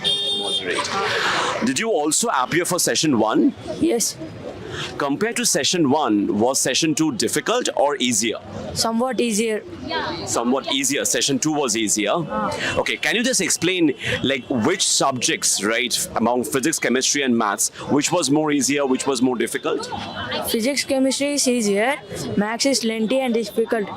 Maths was lengthy and difficult. Like which portions of the math did you feel really difficult? Like definite integration and एक probability का question आया और एक quadratic का 2 question आया. Okay. वो दो भी moderate level का each है. Moderate level. Okay. What about physics and chemistry? Physics and chemistry are easier. Some physics is moderate, but chemistry is easier. Could you finish all the questions? I attempted 42 questions. 42 questions, that good, right? What's your next plan? Are you also planning for JEE Advanced? No. Okay. Thank you for your time, and best of luck for your next exams. Thank you. Hello, what's your name? Anshuman Singh. Anshuman Singh. Okay, you just walked out of your JEE Main 2026 Session 2 exam. How was it? Yeah, it was compared to first session, this one was better. Okay, compared to fun, this one was better. Is the entire exam fine, or is this one section difficult compared to other? No, all were moderate. For me, all were moderate. All the sessions were moderate for you. And did you experience any surprise or unexpected topic? No, for me, nothing like unexpected. Okay. So are you also planning for JEE Advanced? I have to think about it after the result comes. After the result? So what's your plan for today? After today? After today, I'll just go home and I'll read a book. So you're planning to chill after that until the results are out? Yeah. Okay. So thank you so much for your time and all the best for your next exam if you're preparing for that. Thank you. Hello, what's your name? My name is Rishi Gautam. Hi. Hello. So you just have finished JEE Main Session 2. How did your exam go? It's pretty nice. I mean, I wrote it better than the first shift. That's so wonderful. You have appeared for Session 1. So compared to Session 1, you said Session 2 is easier. Yeah, according to me, it's easier. Okay. Which section did you feel was more easier? Second section is much Second section in the sense, like which subject specially? means overall the paper type of question. It's already seen. Okay. So among physics, chemistry and maths, what did you feel it was more easier for you? Easier chemistry and physics. Physics. What about maths? Was it lengthy? Maths, it's as usually lengthy, but questions are known. Most of the questions are repeated, but how to solve it and how we can do the type of questions are lengthy. So Okay, so you said the questions were easier, questions are expected, but it was lengthy. What about physics and chemistry? physics we can solve it, no problem. And chemistry, few questions they gave it from NCERT. Means corners of the NCERT. So And so how many questions you attempted in together, total? I attempted 67. 67 questions. 67. That's great. How much you're expecting? No expectations for now. Okay. Thank you. Thanks for your time and best wishes for your future endeavors. Thank you. Hello, what's your name? My name is Koka Sanat Vihan. Okay, so you just walked out your JEE Main 2026 Session 2 exam. How was your exam? I wrote it pretty well, ma'am. It was pretty well. Are all the sections fine for you? Physics, I felt it was pretty easy. Chemistry and maths were moderate, ma'am. physics was easier for you. Is it easier compared to session 1 as well? The physics section? Yes, ma'am. In session 1, my shift was 23rd Jan second shift, which was, physics was very hard, but comparatively this time it was very easy, ma'am. Okay, so overall also session 2 is much better for you compared to session 1, right? Yes, Am I ma'am. right? Yes, ma'am. That's right. And, okay, how did you manage your time throughout all the sessions? Ma'am, I gave around 30 minutes to chemistry, around 1 hour to physics, and 1.5 hour to maths, ma'am. Okay, so you were able to divide your time. And could you attempt all questions? I was able to go through all the questions, but not attempt everything, ma'am. All right. But your overall experience was quite nice for session 2, right? Yes, ma'am. Definitely better than the first session in Jan. So are you preparing or planning to prepare for JEE Advanced as well? Yes, ma'am. I'll definitely plan to prepare for JEE Advanced and BITSAT also, ma'am. All right. So do you have any tips and tricks for other aspirants out there? Just practice PYQs, give as many mocks as possible, and you'll do it. All right. So thank you so much for your time, and we wish you best of luck for your next exam. Thank you. Hello, what's your name? My name is Srikar. Hi. So you have just come out of JEE Main Session 2. How did your exam go? Yeah, it went well. It's nice. Yeah. That's wonderful. You look very confident. Did you also appear for Session 1? Yeah, I wrote Session 1 too. So in comparison to Session 1, what did you think? Session 2 was better?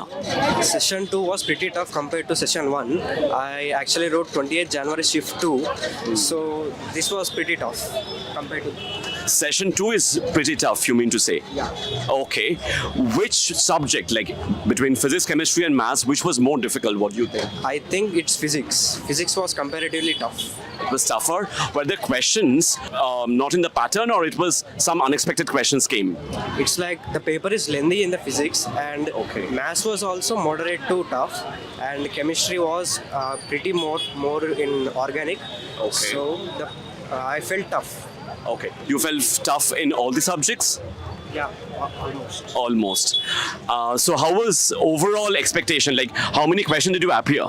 I appeared 24 questions.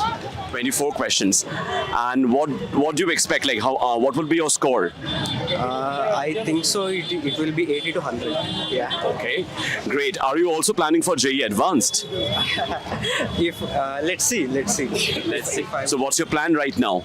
I also applied for BITS Pilani, so I would write in 15th. So if I qualify for it, I would go to BITS.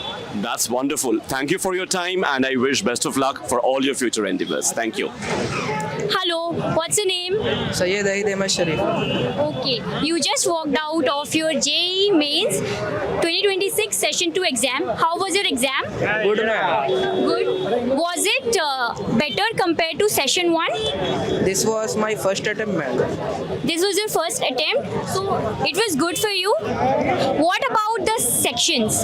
Which section was easiest compared to others? Maths. Maths was easiest for you. What about physics and chemistry? Physics was hard. Chemistry moderate. Physics were hard and chemistry was moderate. Okay. So are you also planning to give JEE Advanced? I will think on the basis of result, ma'am. You will think on the basis of the results. So what are your plan after today? Do you have any plans? MSET. Sorry? MSET. Okay. So you're planning for MSET. Okay. So thank you so much for your time, and we wish you all the best for your MSET exam. Hello. What's your name? I am Dipanshu. Dipanshu. Hi, welcome Dipanshu.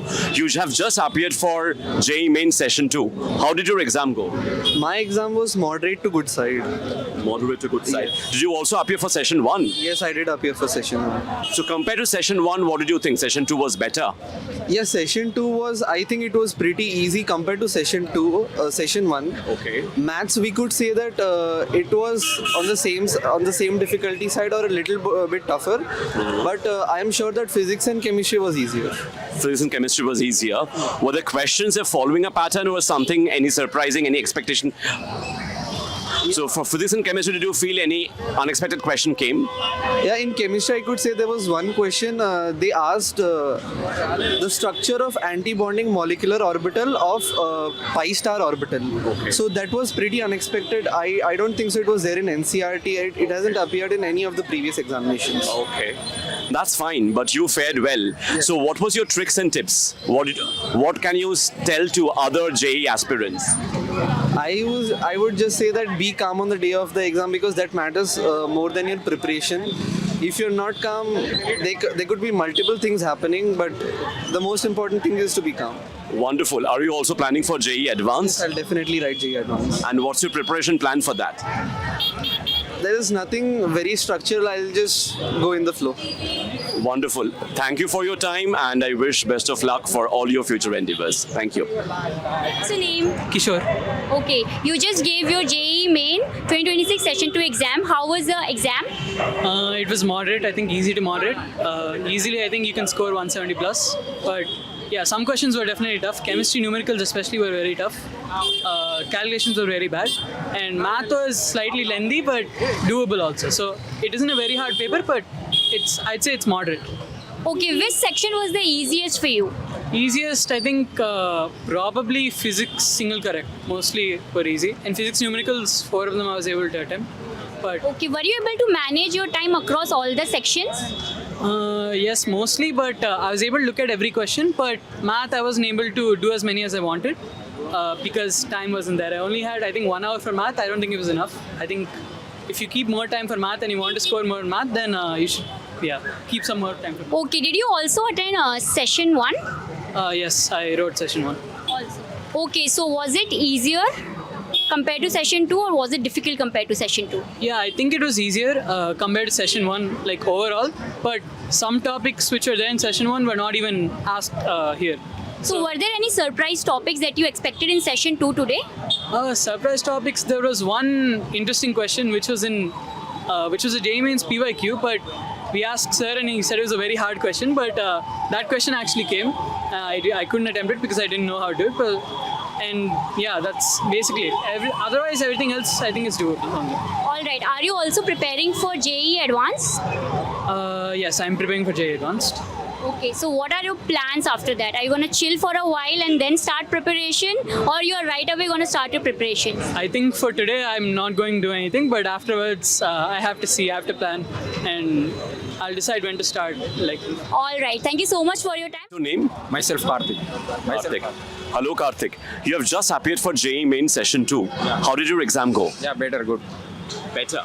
So you have also appeared for Session 1. Yeah. So compared to Session 1, what did you think Session 2 went better? And in what respects also? This my hard work. My hard work it is. Your hard work, that's fine. What about the subjects? Like which subject did you feel it was more easier? Physics, chemistry or maths? This chemistry is easy. Who can do theory bits? Physics also easy. Yeah. What about maths? Maths is the person who able to do the maths is also easy. Was it lengthy? No, it's not lengthy. Some of the 5 to 6 problems are lengthy. Whatever we pick the problems that are easy. Okay. And how many questions did you finish? I have 44 I have attempted. The question. 44 you attempted. And how much you're expecting? I am expecting around 36 like that. 36 you're expecting. And any future plans? Any other exams are you planning to? Like BitSet or like that. Thank you for your time and best of luck for all your next exams. Thank you. Hi, what's your name? Myself, B. Bhagawan. So you just gave your JEE Main 2026 Session 2 exam. How was the exam? It was good, but compared to JEE Main's Session 1 is bad compared to just Session 2. So you're saying Session 1 was better compared to this session. What do you think? Is there any particular section which was difficult for you? I think my difficulty is maths. I can't able to do maths. I can do physics maths. So session 1 maths was easier for you? Yes, easy. I can't able to do that. Can I learn better in Session 2? I can apply. I can able to question 3 to 5 questions in Session 1. Compared to Session 2, I can apply to 10 questions. Okay, but overall experience for the entire exam was decent for Session 2, except maths section. Is that correct? Yes, correct. Okay. So are you also preparing to give JEE Advanced as well? I prepared JEE Advanced. Yes. Okay. So what are your plan after today? Are you immediately going to start preparing for JEE Advanced, or are you going to chill for a while? I will chill for 2 days and more will be I'm going to hostel and prepare for JEE Advanced. All right. Thank you so much for your time, and we wish you all the best for your future exams. Thank you, ma'am. Hi, what's your name? My name is Rishi. I am studying in my second year is completed. Now I am attempted to write JEE Main Session 2. Okay, so you just gave India's one of the toughest exams, which is JEE Main 2026 Session 2. So how was the exam? My exam in maths, it's doable. In physics, chemistry, it's too easy, but in a medium level, both of them. Okay, so physics and chemistry were easier for you. Yeah. What about Session 1? Did you attempt Session 1 as well? Yeah, I attempted, but I got less percentile.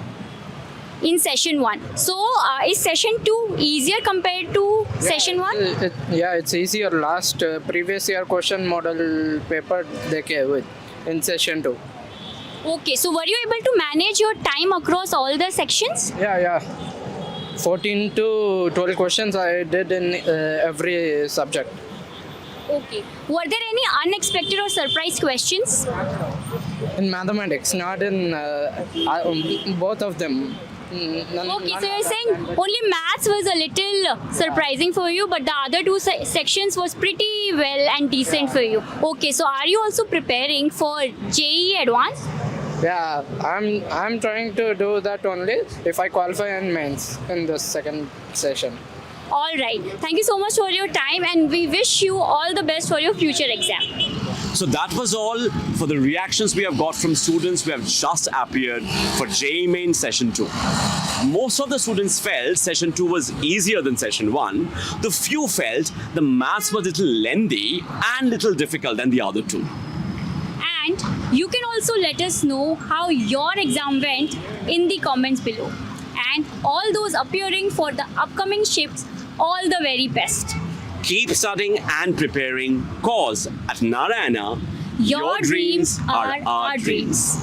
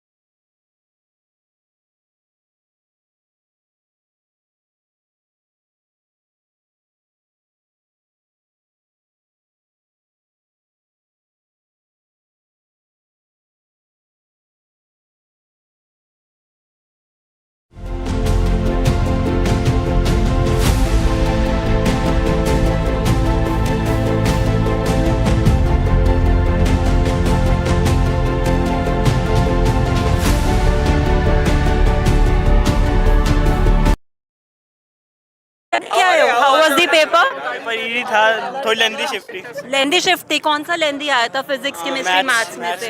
Maths was lengthy. And what about physics and chemistry? Physics थोड़ी easy थी और chemistry में तो ज़्यादातर। तो ये आपने जनवरी वाला अटेम्प्ट दिया था बेटा? फर्स्ट अटेम्प्ट था। तो क्या आपने स्ट्रैटेजी फॉलो करी? ज़्यादा फॉलो किए थे।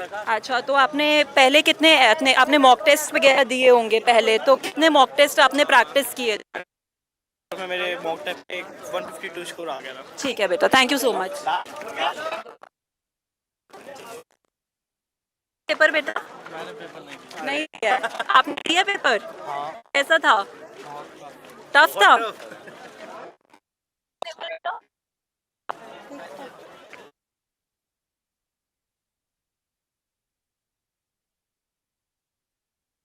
कोई जवाब नहीं दे रहा। How?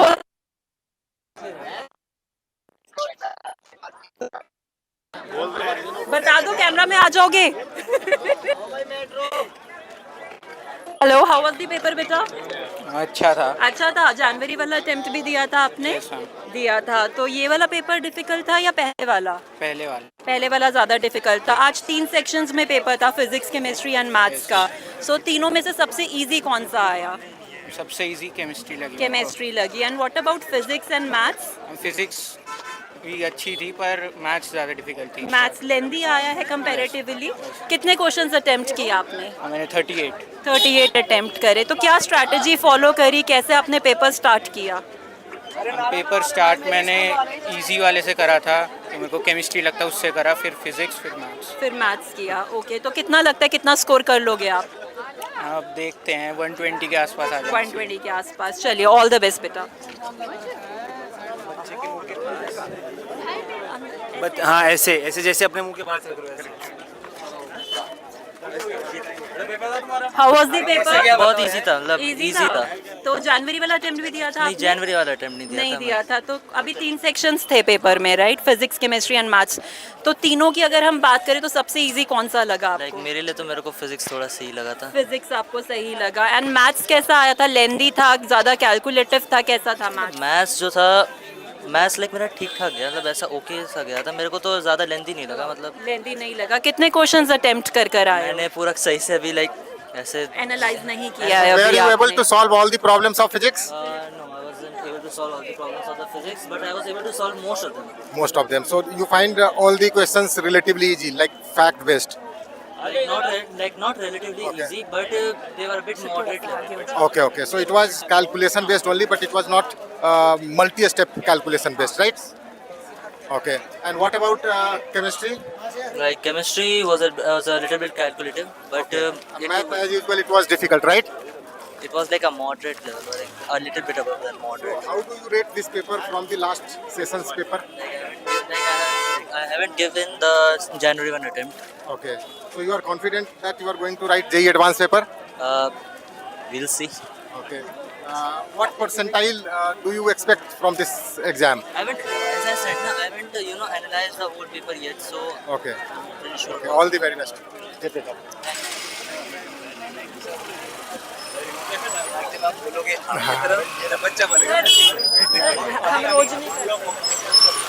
How was the paper बेटा? How was the paper? Paper कैसा था? ठीक था। अच्छा, थोड़ा सा बात कर लो, कहीं कुछ कहेंगे नहीं। How was the paper? अभी आपने फर्स्ट अटेम्प्ट दिया है या जनवरी वाला भी दिया था? जनवरी वाला भी दिया था। थोड़ा सा जनवरी वाला भी दिया था। तो आज 3 अटेम्प्ट्स थे, फिजिक्स, केमिस्ट्री, मैथ्स। सबसे इजी पोर्शन कौन सा लगा? मेरे को फिजिक्स इजी लगा। And what about chemistry and maths? Chemistry was also easy, maths थोड़ी सी लेंथी थी। लेंथी आई थी। तो आपने कितने क्वेश्चंस अटेम्प्ट किए ओवरऑल? मैंने अप्रॉक्सीमेटली कितने किए थे? 230-240 मार्क्स का अटेम्प्ट किया था। 230-240 मार्क्स का अटेम्प्ट किया है। चलिए, दैट्स रियली गुड। क्या सोच रहे कितना परसेंटाइल के आसपास आ जाएगा? पता नहीं, जो आएगा। चलिए, ऑल द बेस्ट।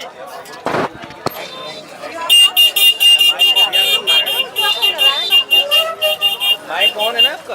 मुझे कैसे पता होगा? ऑन है सर, ऑन है। मेहनत में पानी, मेरी मेहनत में पानी मत गिरा दे। माइक बंद हो और मैं बोल रही हूं। हाउ वाज द पेपर बेटा? पेपर अच्छा था। अच्छा था। मॉडरेट लगा मुझे तो। मॉडरेट लगा, तो पहला अटेम्प्ट था ये आपका या जनवरी वाला भी दिया था? जनवरी वाला भी दिया था। जनवरी वाला भी दिया था, तो आपको क्या लगता है वो वाले पेपर में और इस वाले पेपर में क्या डिफरेंस था? डिफरेंस डिफ़िकल्टी लेवल तो ज़्यादा डिफरेंस नहीं लगा मुझे, थोड़ा वेटेज का होगा, मैथ्स में भी थोड़ा वेटेज और केमिस्ट्री में भी थोड़ा वेटेज, ऑर्गेनिक केमिस्ट्री की थोड़ी ज़्यादा थी इसमें मुझे लगा। अच्छा, ओके। उसमें कम थी थोड़ी। तो कितने टोटल क्वेश्चंस आप अटेम्प्ट कर आए हो? मैंने 66 क्वेश्चंस आपने अटेम्प्ट किए हैं। एंड क्या ड्रीम कॉलेज है आपका? ड्रीम तो IIT दिल्ली है। IIT दिल्ली है, तो एडवांस के लिए कितना प्रिपेयर्ड हो? एडवांस की मैं अभी ज़्यादा नहीं हूँ, बट अभी करूँगा, आज जाते ही मैं प्रिपरेशन शुरू करूँगा। स्टार्ट करोगे, तो क्या स्ट्रैटेजी आज आपने फॉलो करी पूरा दिन में? मैंने वही बस रिवीजन और क्वेश्चन प्रैक्टिस, यही दो चीज़ें। चलिए ठीक है, ऑल द बेस्ट बेटा। बेटे सब्जेक्ट वाइज कोई डिफरेंस लगा लास्ट टाइम के जो पेपर थे सेशन 1 के और इसमें कोई डिफरेंस लगा? वाइज डिफ़िकल्टी में तो नहीं लगा, वेटेज में थोड़ा था डिफरेंस। वेटेज में तीनों सब्जेक्ट में कौन सा सब्जेक्ट टफ लगा? फिजिक्स टफ था। एंड केमिस्ट्री कैसा था? Chemistry moderate easy moderate. तो तुम सारे क्वेश्चन अटेम्प्ट कर पाए? सारे तो नहीं किए पर मैक्सिमम किए। कोई ऐसा टॉपिक किसी सब्जेक्ट में जिसके ज़्यादा क्वेश्चन आ गए हो? हाँ, केमिस्ट्री में ऑर्गेनिक पार्ट के ज़्यादा क्वेश्चन थे। फिजिक्स में ऐसा कोई टॉपिक है जो ज़्यादा क्वेश्चन जिस पे आया हो? फिजिक्स में 11th के चैप्टर से जो ऑसिलेशंस, वेव्स और ओके, मतलब 11th के पोर्शन ज़्यादा थे तुम्हारे हिसाब से? हाई वेटेज वाले होते हैं, उनसे मुझे कम लगे क्वेश्चंस, ऑप्टिक्स और करंट इलेक्ट्रिसिटी से थोड़ा। ओके, और मैथ्स में कोई ऐसा टॉपिक था जिसके ज़्यादा क्वेश्चंस थे? मैथ्स में तो नहीं, मैथ्स में तो इक्वली लगा। मैथ्स का जो पेपर था वो लास्ट जो शिफ्ट थी उससे तुम्हें कितना चेंज लगा? लास्ट में पेपर थोड़ा सा उससे कंपेरिजन में मुझे डिफिकल्ट लगा या सेम ही लेवल का था? सेम ही लेवल का, मैथ्स में ज़्यादा चेंज नहीं था। वेटेज कितने नंबर ऑफ क्वेश्चंस आपने अटेम्प्ट किए? 66 you have attempted, nice one. So क्या लगता है आपको कि मैं और 4 क्वेश्चन एक्स्ट्रा अटेम्प्ट कर देता अगर ये गलतियां ना करता तो? शायद हो सकता है, बट अभी मैं खुश हूँ जितने मैंने किया उतना। अगर आप 66 करके आए हो तो आपको लगता है कि आपकी एक्यूरेसी कितनी होगी? क्योंकि मैथ्स में तो यू नो एक्यूरेसी वैसे मैंने काफ़ी कई क्वेश्चंस गेस भी किए हैं, तो around 60%, 60-70%, 60-70%। Physics and chemistry? Chemistry में कंपैरेटिवली हाई हो गई एक्यूरेसी, क्योंकि so you are now focused on advanced part definitely. Yeah, good, best of luck. 66 is a good number of questions. Good, thank you. आपकी ना कोई आवाज नहीं आई होगी माइक में। मेरा आया था आपका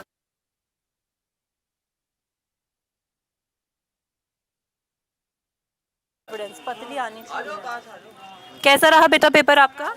इस बार का बेटर हुआ है पिछली बार से, और पिछली बार 97 थी परसेंटाइल, बट इस बार थोड़ी सी कम लग रही है। कम लग रही है, तो आप कह रहे हो बेटर लगा इस बार का पेपर, तो फिर परसेंटाइल कम कैसे? फिजिक्स केमिस्ट्री मतलब एनसीईआरटी जिसने पढ़ी हो, बोर्ड्स के लिए जिसने प्रिपेयर किया हो, केमिस्ट्री की तो एनसीईआरटी जिसने लाइन बाय लाइन पढ़ी हो उसके लिए एनसीईआरटी निकालना आसान था, बट मैथ्स इस बार लेंदी दे दी थी बहुत ज़्यादा। कोनिक सेक्शन के और एप्लीकेशन ऑफ इंटीग्रेशन को मिला के ऐसे क्वेश्चंस बनाए हुए थे जो कि बच्चे को अब 3 आवर्स में नहीं हो सकते। अच्छा, तो कंपैरेटिवली बेसिकली पेपर लेंदी आया है, आप ये बता रहे हैं, ठीक है। एंड अगर मैं बात करूँ एडवांस के लिए, आप कितना प्रिपेयर्ड है? एडवांस के लिए 25 से 30%। 25 से 30% प्रिपेयर है। क्या स्ट्रैटेजी आज आपने पेपर के लिए फॉलो करी? आज के लिए बोर्ड्स मैं पीसीएम से हूँ, तो 12th को ख़त्म हो गए थे, तो बोर्ड से लेके अभी तक मैंने वही किया था, मतलब बोर्ड्स की पढ़ाई तो कर ली थी, बस क्वेश्चन प्रैक्टिस ही कर रही थी। तो बेसिकली आपने मॉक टेस्ट दिए हैं इसके एग्ज़ाम के लिए ज़्यादा से ज़्यादा, तो कोई last minute advice second shift के बच्चों के लिए?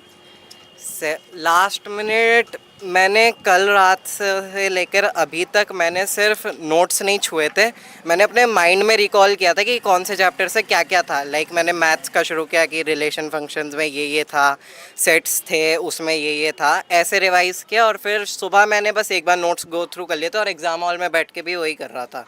चलिए, very good, all the best बेटा। तो अब हमारे साथ हैं maths faculty Aditya Dhiman sir. आइए उनसे जानते हैं कि क्या स्ट्रैटेजी बच्चों को फॉलो करनी चाहिए मैथ्स के पेपर करते समय। तो सर क्या फॉलो करना चाहिए बच्चों को मैथ्स का पेपर करते हुए जेई मेंस के अटेम्प्ट के दौरान? देखिए मैम, आज का दिन बहुत इंपॉर्टेंट है सभी बच्चों के लिए, हमारे जो भी अटेम्प्ट देने वाले हैं। तो आज के लिए बच्चे हमेशा इस बात का ध्यान रखें कि उन्होंने पिछले 2 साल में जितनी मेहनत की हुई है उस पर फोकस करें और अपने माइंड को काम रखें कि बिल्कुल फोकस नहीं लॉस करना है पेपर के टाइम पे। ट्राई करना है कि जितना उन्होंने सीखा है उसको अच्छे से कन्वर्ट कर पाए इस पेपर में, और ट्राई करें कि सबसे पहले पेपर में वो वाले क्वेश्चन अटेम्प्ट करें हर सब्जेक्ट में जो उन्होंने पहले देखे हुए हैं, या वो पहले उसको मॉक टेस्ट में नारायणा के या किसी भी टेस्ट सीरीज के अच्छे से उसको देख चुके हैं। तो ट्राई करें कि एक बार उन सब क्वेश्चंस के थ्रू गो थ्रू हो जाए, ताकि वो एक जो मिनिमम क्राइटेरिया है क्वेश्चंस का उसको पार कर ले। उसके बाद फिर ट्राई करें कि जो लेवल 2 क्वेश्चंस है, लेवल 3 क्वेश्चंस है, उस पे जाए। खासकर मैथ में आपको पता ही है, मैथ का पेपर डिफिकल्ट आता है, थोड़ा लेंथी भी आता है। जनवरी फर्स्ट अटेम्प्ट का भी मैथ्स का पेपर मैंने सुना है कि काफी डिफिकल्ट रहा था बच्चों तो के बच्चे लिए। को एक्यूरेसी पे ध्यान देना पड़ेगा सबसे ज्यादा, कि वो कितना एक्यूरेट क्वेश्चंस के आंसर निकाल रहा है। अगर वो 50% क्वेश्चन सही करके आता है तो उसकी परसेंटेज बहुत अच्छी बन जाएगी मैथ सब्जेक्ट में। और सबको पता है कि केमिस्ट्री बहुत स्कोरिंग सब्जेक्ट है, तो हमने अपने सभी बच्चों को गाइड किया है कि जो जो क्वेश्चंस इजी है उसको बिल्कुल ना छोड़े, और अपने आप को काम रखे, अपनी मेहनत पे, अपने टीचर्स पे हमेशा भरोसा रखे कि उन्होंने जो सिखाया है वो उसी से पेपर होने वाला है।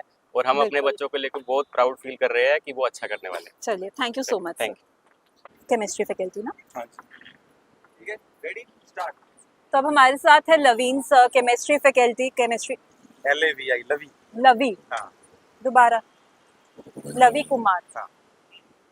हमारे साथ हैं अब लवी कुमार सर, केमिस्ट्री के एक्सपर्ट फैकल्टीज। तो उनसे जानते हैं कि बच्चों को किस तरीके से सर आपने गाइड किया, किस तरीके के आपने बताया कि पेपर से पहले ये करके जाना प्रिपरेशन, सो दैट वो अपना अटेम्प्ट अच्छे से कर सके। Ma'am, chemistry point of view से मैं 2 ही एडवाइस देता हूँ बच्चों को। एक NCERT डेफिनेटली पढ़नी है और लाइन बाय लाइन पढ़नी है, एंड देन सॉल्व PYQs। ये तो काम मिनिमम कंपलसरी काम है।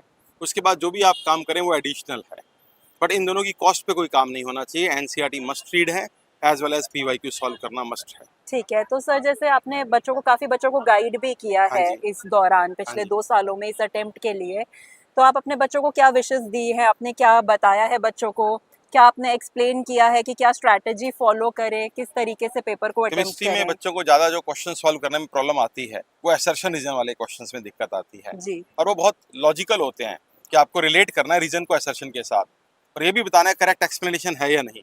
तो उसके लिए थोड़ा प्रैक्टिस चाहिए। तो उन क्वेश्चंस की प्रैक्टिस करना बहुत ही कंपलसरी है, वो बिना प्रैक्टिस के सॉल्व नहीं होते। चलिए, ठीक है sir, thank you so much sir. Okay ma'am.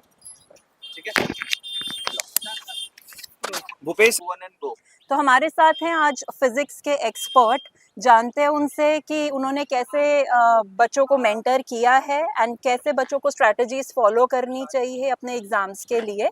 So sir आप प्लीज कुछ बताइए कि क्या स्ट्रैटेजी बच्चों को टाइम मैनेजमेंट को लेके फॉलो करनी चाहिए। एक्चुअली ये जो JEE मेन एग्जाम है, ये टाइम मैनेजमेंट का ज़्यादा रोल है इसमें than the knowledge of physics, chemistry and mathematics. Of course confidence has a role.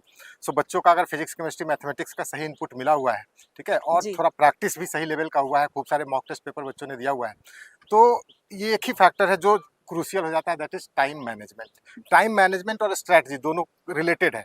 Actually strategy से ही टाइम मैनेज हो जाएगा, ठीक है। तो आपको क्या लगता है सर, क्या स्ट्रैटेजी बच्चों को ड्यूरिंग एग्जाम फॉलो करनी चाहिए? देखिए, एक्चुअली इसमें है ना कि फिजिक्स, केमिस्ट्री, मैथ्स में यूजुअली फिजिक्स एंड केमिस्ट्री का पेपर रिलेटिवली इजी आता है, फैक्ट बेस्ड आता है, ठीक है। तो उसमें बच्चों को ये बोला जाता है कि आप थोड़ा सा टाइम सेव करें। जैसे 3 घंटे में 3 पेपर देने होते हैं, 3 पेपर नहीं, एक पेपर के 3 सेक्शन होते हैं, फिजिक्स, केमिस्ट्री, मैथमेटिक्स, तो रफली 1-1 घंटे का टाइम अलॉटेड होता है। बट केमिस्ट्री में सम 10 मिनट से 15 मिनट तक हम सेव करने के लिए बच्चों को बोलते हैं। फिजिक्स में 5 से 10 मिनट तक बच्चों को टाइम सेव कर लेना चाहिए। वो जो 5 से 10 मिनट, 15 मिनट जो भी टाइम सेव हो पाता है, उसको अगर हम मैथ में लगा दें तो जाकर के हमारा टाइम मैनेज प्रॉपर हो जाता है, और students will be able to attempt all the questions.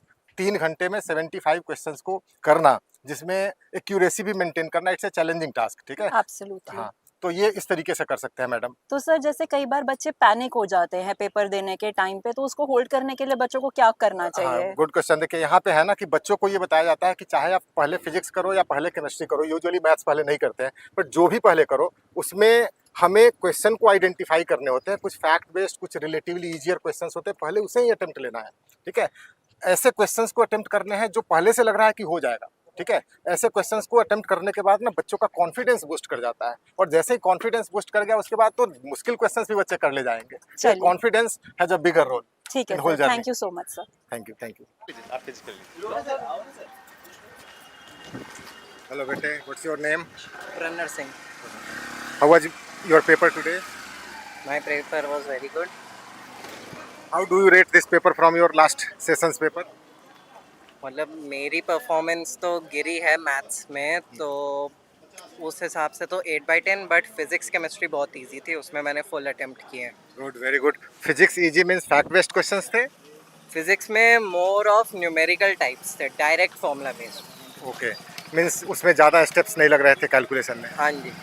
तो क्या उसमें जो फिजिक्स के लिए 1 घंटे का टाइम रफली अलॉटेड होता है वो सेव कर पाए?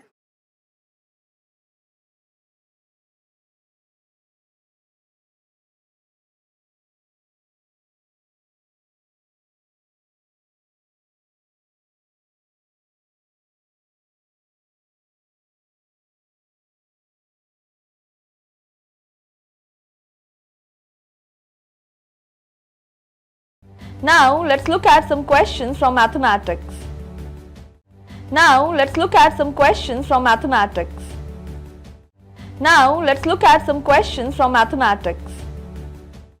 Now let's look at some questions from mathematics. Now let's look at some questions.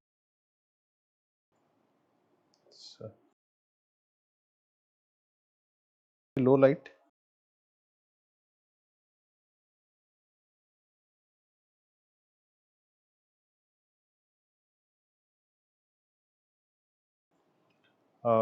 Next question, JEE Main session 2, 5th April. Next question we have 10a plus 10b are the roots of this equation and find the value. So this seems to be very easy question, but there is just one little trick that you have to just be careful while using the values. Say in the first step we are easily able to calculate sum of the roots from the equation and product the roots. Easily we are here with the values 10a plus 10b and 10a multiplied 10b equal to -5. Now next part, to calculate the value of this expression, which can be easily written as 2 sin a square a plus b by 2, using half angle formula we will be able to reduce it into 1 minus cos a plus b. Yes. Now by getting these values we are able to directly get the value of tan a plus b. Yes, tan a plus b is nothing but tan a plus tan b upon 1 minus tan a tan b. So this is clearly 1 by 3. So from here if I get cos a plus b, its value must be plus minus 3 by root 10. Yes. So the only trick is to check if the value is positive or the value is negative. So this is the only trick in this question, because let's first check the answer according to both values.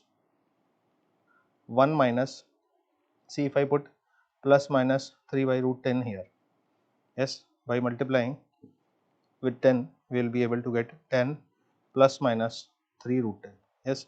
So since both these answers are given in one of the options, so that's the only problem.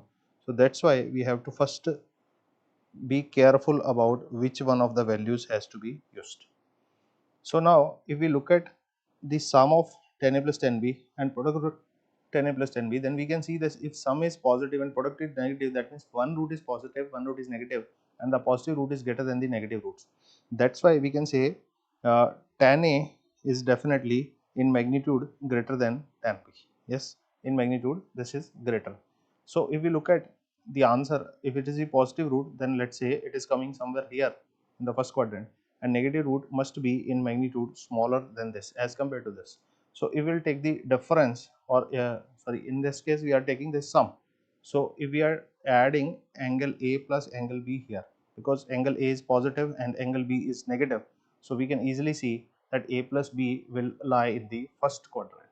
If A plus B will be lying in the first quadrant, then we must see that the value of cos A plus B must also be positive. So in this case the answer should be 10 minus 3 root 10, because 1 minus is already there. That's why the positive value negative value should be rejected. So the answer should be given according to the positive value. The answer should be option number 4. Yes. Next question. See, this question is a very simple question based on reduction formula. See, pi by 6 to pi by 3 limits. First part can be reduced as 4 secant raised to the power 4x minus second part as integral pi by 6 to pi by 3 1 upon sin square x cos raised to power 4x. There is also a little trick. This 1 can be written as sin square x plus cos square x dx. Yes.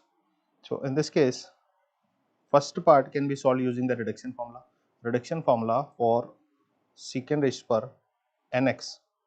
Yes, reduction formula for secant raised to power nx dx is directly given by secant raised to power n minus 2x multiply 10x divided by n minus 1 plus n minus 2 upon n minus 1 integral secant raised to power n minus 2x dx. Yes, so integral has been reduced by 2 powers. Yes, and this part is already integrated. Yes, so using this reduction formula we can directly come to the result that next step for this will be 4 times bracket first term this. Here n is working as 4, so we'll get 2 powers of secant reduced secant square x multiplied 10x upon n minus 1, which is 4 minus 1 3 in this case, plus 2 by 3 times integral secant square x dx. Yes, bracket. So because limit is pi by 6 to pi by 3, so first part is already integrated, it must be evaluated from the same limits, and the second part is still under integral, so we'll apply the limits of integral as pi by 6 to pi by 3. Yes, and the second integral, this one, let's again separate both the parts. First part in this case is, see, this part sin square part, and second part is cos square part. So first we let's also use the other color so that it will be easier for us to catch it. Yes, so in the second part, first we take sin square part separate. So sin square upon denominator, that will become again secant square 4x, secant raised to power 4x. Yes, under the same limits, pi by 6 to pi by 3. Yes, then also the second part, which is cos square x, so it will automatically become 1 upon sin raised to power 2x cos square x dx. Yes, so this part, this integral is same as this integral, which was already 4 times. So this 1 time has been reduced, so directly we can, this 4 times can be reduced to 3 times, because this integral will also be evaluated as the same value. Yes, so from here we can write 3 times secant square x dot 10x upon 3 evaluated from pi by 6 to pi by 3 plus 2 by 3. Secant square integral is 10x evaluated from pi by 6 to pi by 3. Yes, then only the last part is remaining. Last part can be solved easily by converting into sin square 2x. So 4, a factor of 4 is multiplied in the numerator and denominator. So this will become 4 times integral cosec square 2x dx.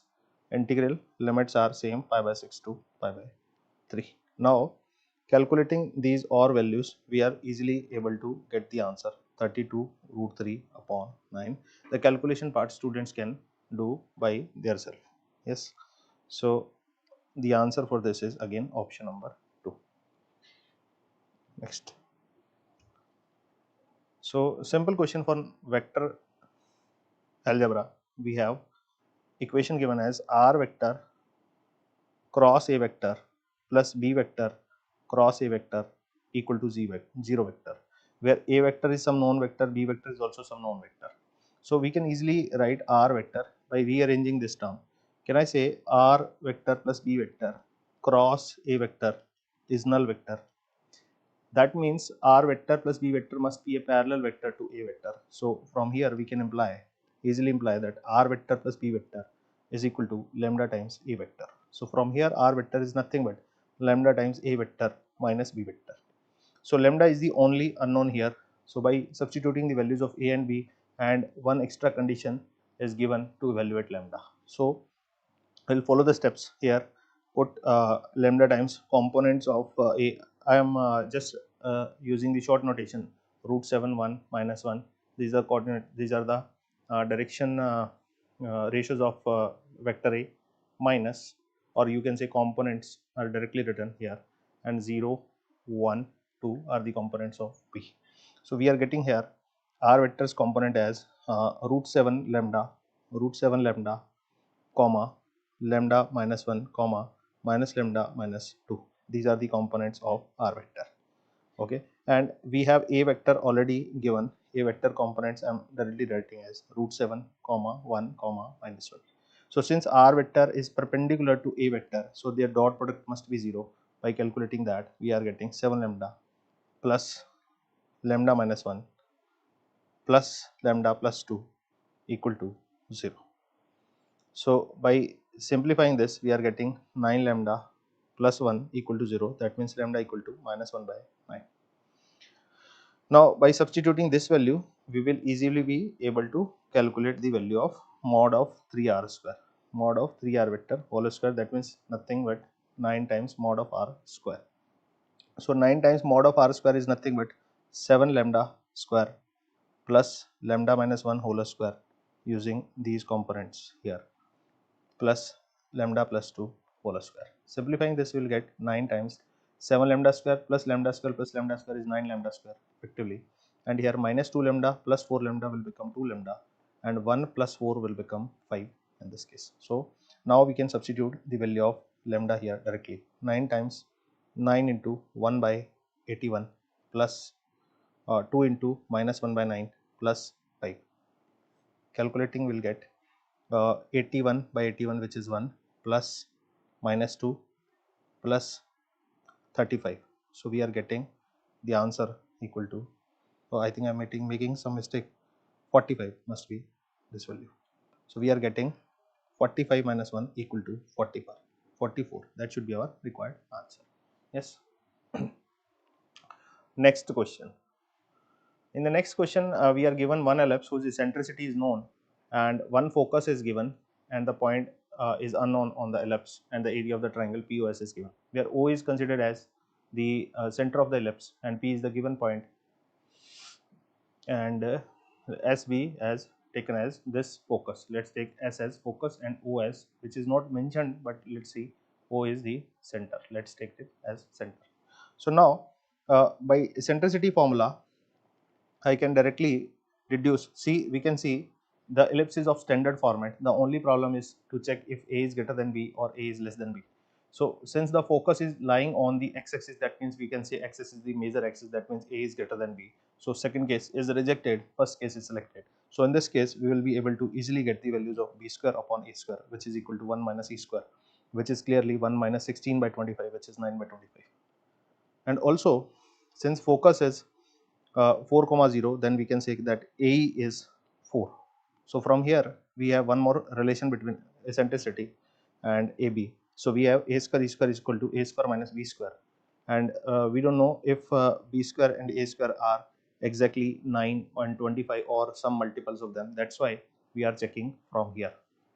So let's say here B square value is some 9k and A square value is some 25k, and substituting these values here, we are getting 16 is equal to 25k minus 9k, which clearly gives us k equal to 1. So from here we can say that A square value is 25 and B square value is 9. Yes. So now by simple geometry, we can calculate the area of that triangle. See, O is the origin and the center of this ellipse, and S is the focus 4 0, and P is some point whose coordinates are 3 alpha. So we need to just calculate alpha. The area of this triangle will be, because alpha is behaving as the height for this triangle and base is easily visible, that it is equal to 4. So the area of triangle must be equal to half multiplied 4 multiplied alpha. So simply we need to find the value of alpha, and alpha can be easily calculated. using the equation of ellipse. So in the equation of ellipse we can substitute this point, because this point is lying on the circumference of ellipse or periphery of ellipse. We can say x square upon 25 plus y square upon 16 y square upon 9 is equal to 1. This is the equation of ellipse. Let's satisfy 3 comma alpha and this equation. So we are getting 9 upon 25 plus alpha square upon 9 is equal to 1. So from here we are getting alpha square upon 9 is equal to 16 by 25. So clearly alpha is equal to 4 into 3, 12 by 5. Yes. So alpha we have got here. So substituting the value of alpha, we are getting 2 into 12 by 5, which is clearly 24 by 5. That should be the required area for this question. Yes. Easy, simple method, but only just you need to follow the steps only in this question. Just a conceptual question, very easy level, I would say. Next question, shortest distance of the point from the line. Okay, so because this line is in three-dimensional space, so we can take one parametric point on this line, let's say lambda. So the coordinates of that point must be 2 lambda plus 1 comma minus lambda plus 3 comma 2. Yes, and foot of perpendicular from 2 comma 3 comma 4 is required to find in order to find the shortest distance. Yes, let us assume the foot of perpendicular is that same parametric point lambda. So if this point is lying at the foot of perpendicular, that means slope of this line and slope of this line both will be in such a way that their product will be -1. Yes. So first let's because we are talking about in 3D, so we are not talking about m1 m2 equal to -1. We will talk about their direction ratios and dot product of the vectors along these two lines. So this vector we will calculate and this vector will be calculate, and the dot product must be equal to 0. So from here, if I am calculating, let's say this point is P and this point is N, so I am calculating first direction ratios of P and vector. So their direction ratios must be 2 lambda plus 1 minus 2, which is -1, minus lambda plus 3 minus 3, which is minus lambda, and 2 minus 4 again -4. These are the direction ratios. And direction ratios of the given line, this given line direction ratios are already given in question, 2 minus 1 and 0. So 2 minus 1 and 0, both these vectors are, let's say this is B vector, both these vectors must be perpendicular to each other. So by taking dot product, we will be saying 4 lambda minus 2 plus lambda plus 0 must be equal to 0. So 5 lambda must be equal to 2. From here we can say that lambda is equal to 2 by 5. By substituting lambda value here, by substituting lambda value in the coordinates of the point, we are easily able to get the values. I think let's just recheck the calculation if we have not made some mistake. 4 lambda minus 2 plus lambda minus 2 0 is equal to 0. So lambda is equal to 2 by 5. Yes, correct. So if I am putting lambda is equal to 2 by 5 here, so I am getting 4 by 5 plus 1, which is 9 by 5. Okay, 4 by 5 plus 1, which is 9 by 5. So here 3 minus 2 by 5, which is easily calculatable. 3 minus 2 by 5, which is 15 minus 2, 13 by 5, comma 2. So this is the coordinates of the foot of perpendicular. So we need the shorter distance, that means we are looking for the distance Pn. Okay, so that Pn must be equal to 9 by 5 minus 2 upon whole square, x2 minus x1 whole square plus y2 minus y1 whole square plus z2 minus z1 whole square, in this manner. So our answer should be based on this calculation. If we making this calculation, this will become 1 by 25, this will become 15 minus 13, 4, 2 square 4, that means 4 by 25 plus 2 square 4. So this is basically becoming 5 by 25, which is equal to 1 by 5 plus 4, which is clearly equal to root 21 by 5. So easy calculation also, just procedural question. Option C is correct.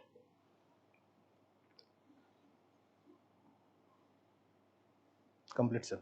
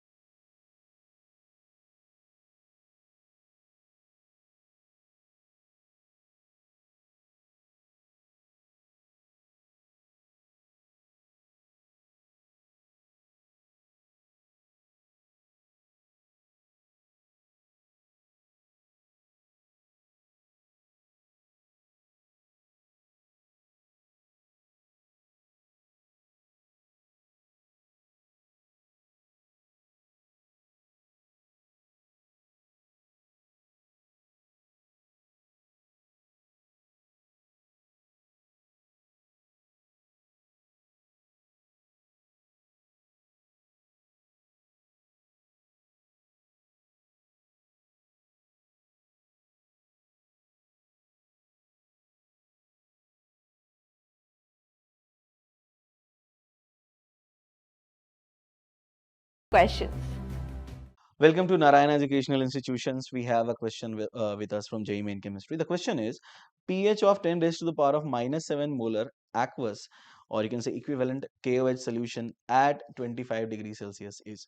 So over here, KOH is a strong base, so it will dissociate to produce K plus and OH minus. Now the concentration of KOH is obviously 10 raised to the power of -7. So upon dissociation, it will produce 10 raised to the power of -7 molar OH minus. Now H2O, it will be dissociated into H plus and OH minus. Concentration of H plus coming from H2O is, let's say, X. So the concentration of OH minus coming from H2O will again be X. Now the concentration of OH minus coming from KOH is obviously 10 raised to the power of -7.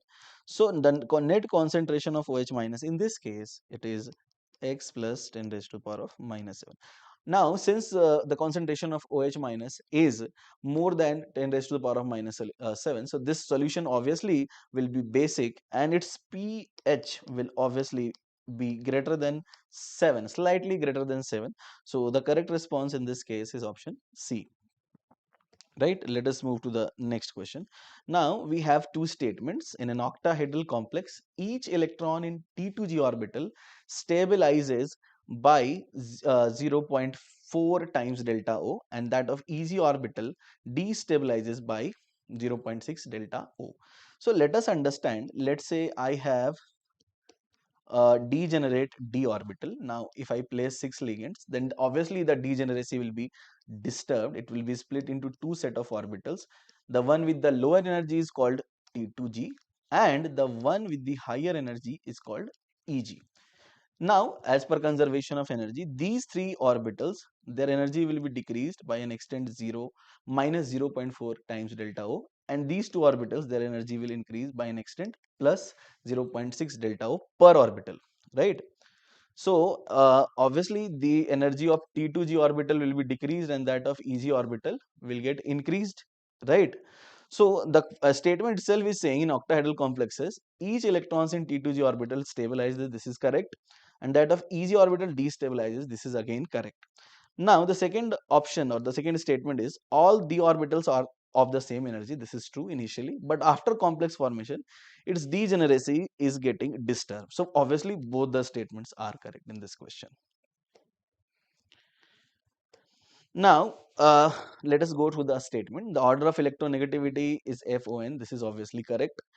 In OF2, if we talk about OF2, so in OF2, the oxygen will have an oxidation state +2. This is correct. And in N2O, nitrogen will be +1 and oxygen will be -2.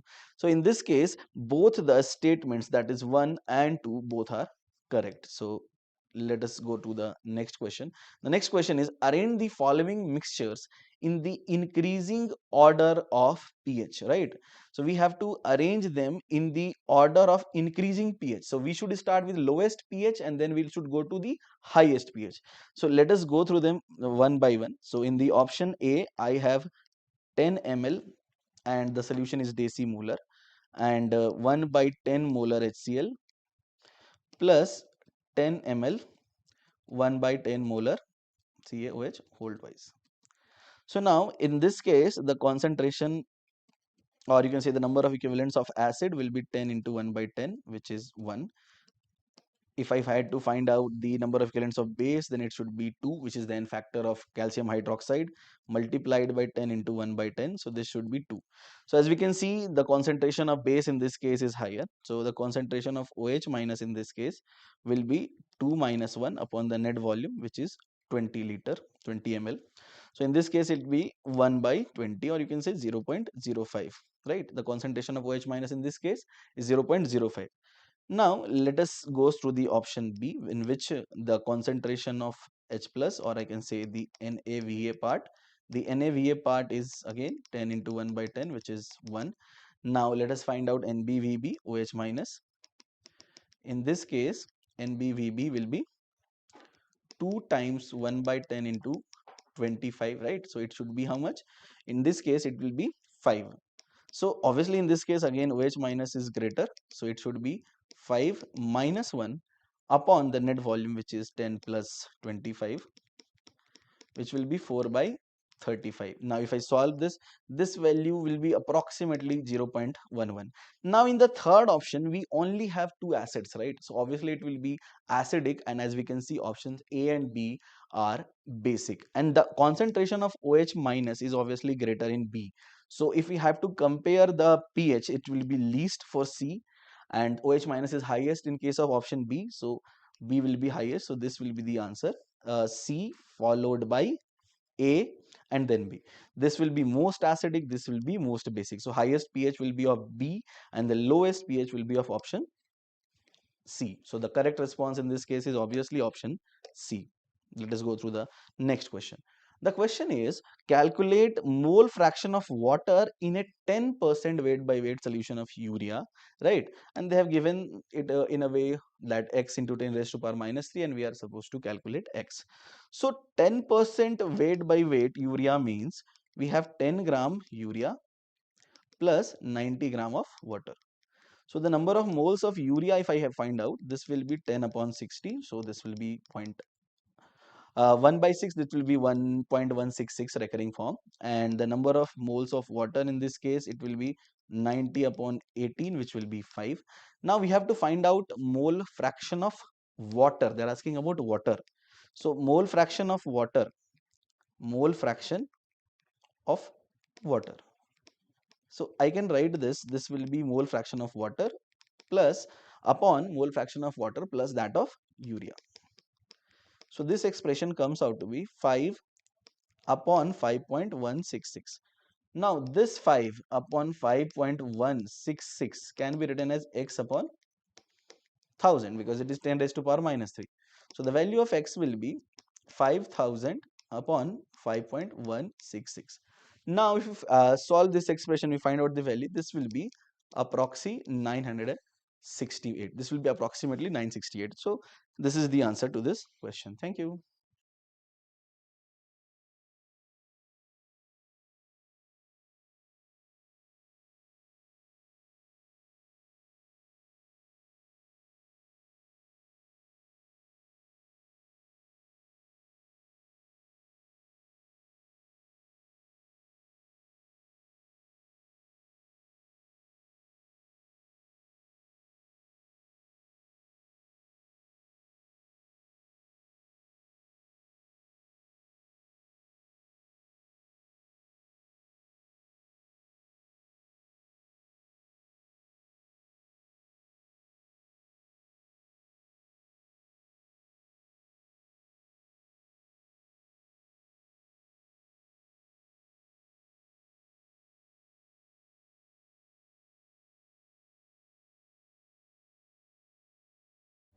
Let us now explore a few questions from physics.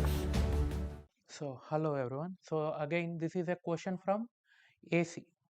So here they have given that angular frequency is reduced from omega naught to omega naught by 8 and current becomes I naught by 4. So then they are asking us the relation between all these three variables. So how do we solve this? So let us see how do we write current.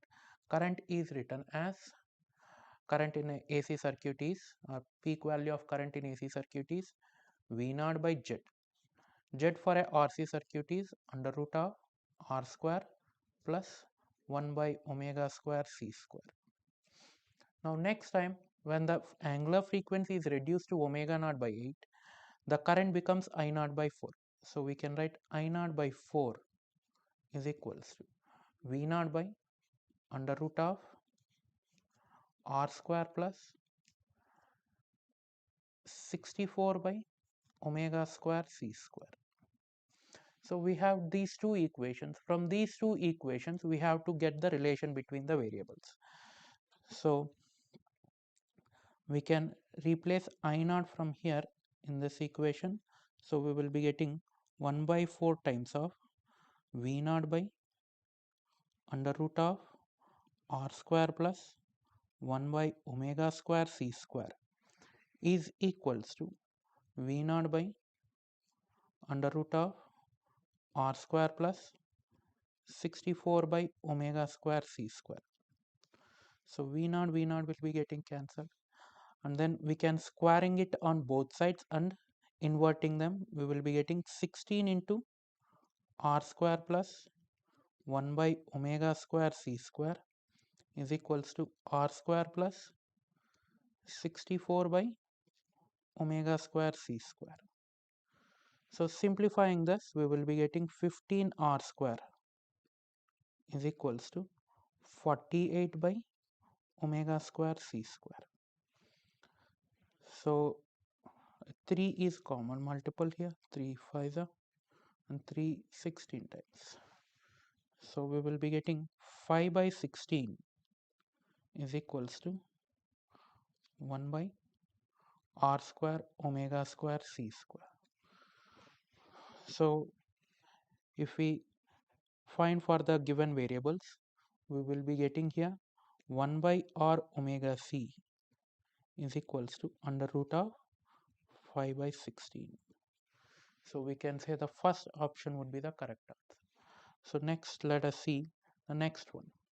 A particle is moving uniformly, enters a region having magnetic field 3i plus 2j and its acceleration is 4i cap plus x by 2 j cap. Then find the value of x. So we know that whenever a particle is in a magnetic field, force acting on the particle is q into v bar cross b bar.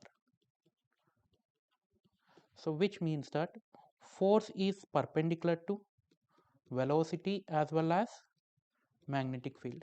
Force is nothing but mass into acceleration, so we can say acceleration is perpendicular to velocity and magnetic field. So which means these two are perpendicular to each other. So if two vectors are perpendicular to each other, then their dot product has to become 0. So we can say dot product of b bar dot a bar has to be 0. So what would be the b bar dot a bar here? So it would be 3i cap plus 2j cap dot product of 4i cap plus x by 2 j cap has to be 0, which would be 12 plus x has to be 0. X value will become minus 12. So then let us see the next one. And this is from magnification due to a microscope. And if you guys remember, magnification due to a microscope is given as L into D by FO into FE, where L is tube length. So if FO and FE are small, then we can take tube length and length of the microscope both as same. So based on this, we can say magnification in this case is length of the microscope into D by FO into FE. And they have given that both of them have same magnification. Magnification is same, and length, they are asking us to find the ratio of the length of the microscope, and objective focal length is same. D is near point, which is always 25 centimeter. So we can say L1 into D by FO into FE1 is equals to L2 into D by FO into FE2. So D will be getting cancelled. FO will be getting cancelled. So L2 by L1 becomes FE2 by FE1. Now what would be the value of focal length? So they have given that second one is only half of it is removed. So we can say 1 by F1 is nu minus 1 into 2 by R because it is equiconvex, whereas Fe1 1 by Fe2 is nu minus 1 into 1 by R. So we can say 1 by Fe1 is 2 times of Fe2. So Fe2 by Fe1 has to be 2. So this would be the value of Fe2 by Fe1. So if we substitute this one here, L2 by L1 must be equals to 2. We will be getting here. So the focal length of eyepiece can be written as Fe1 can be written as nu minus 1 into 2 by r. Focal length of the eyepiece for the second microscope can be written as nu minus 1 into 1 by r. So if we substitute this value as 1 by Fe2, so 1 by Fe1 will be equals to 2 by Fe2. So we will be getting L2 by L1 as 2.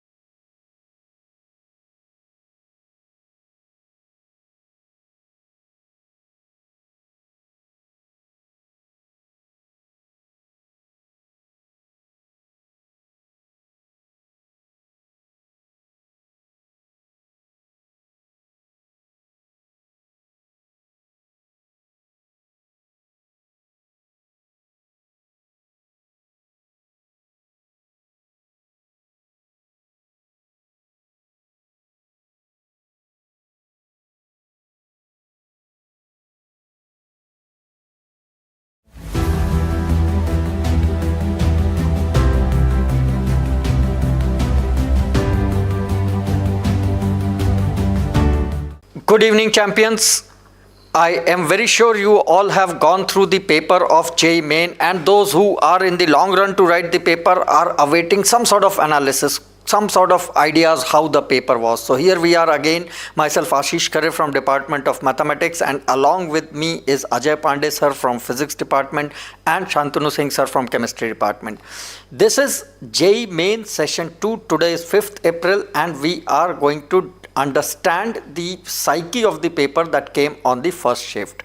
As such, apparently looking on the whole, the paper is bound to be as good as or as tough as or as lengthy as it was in the January session, so that the level of paper remains the same. But when we go deep, we find many a times that the questions are more of the usual questions of JEE, but with length, or sometimes we find that the questions are tricky but not that lengthy. So we will explore for this particular session, and to begin this session we start with a little bit of understanding of how much different this was from the January session, if at all it was, in physics.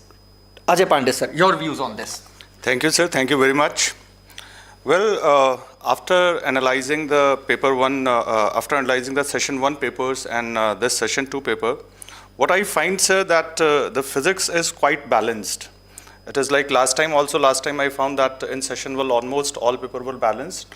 So the same here, nearly equal weightage of class 11th and class 12th, it's almost same. Comparatively less calculative. In session 1, I found some paper were more calculative, but this paper, today's paper, it's comparatively less calculative. As far as level is concerned, I would rate this paper as moderate. It will be comparatively moderate, slightly above moderate to tough side, but that's almost moderate. Based on NCERT, completely based on NCERT. If a student has appeared, if the student has completed the NCERT, he or she would be able to do at least 20 to 20 questions very easily, I think. So not much calculation, not much of depth of knowledge, only NCERT is more than sufficient. Many questions are directly formula based. Exact formula are given, like we have a topic, properties of matter. So in this paper they have given 3 questions of properties of matter.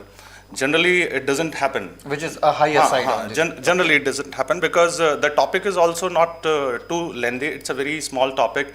In class we cover it in max to max 2 classes, but this time they have given 3 questions from that, and all the questions are directly formula based.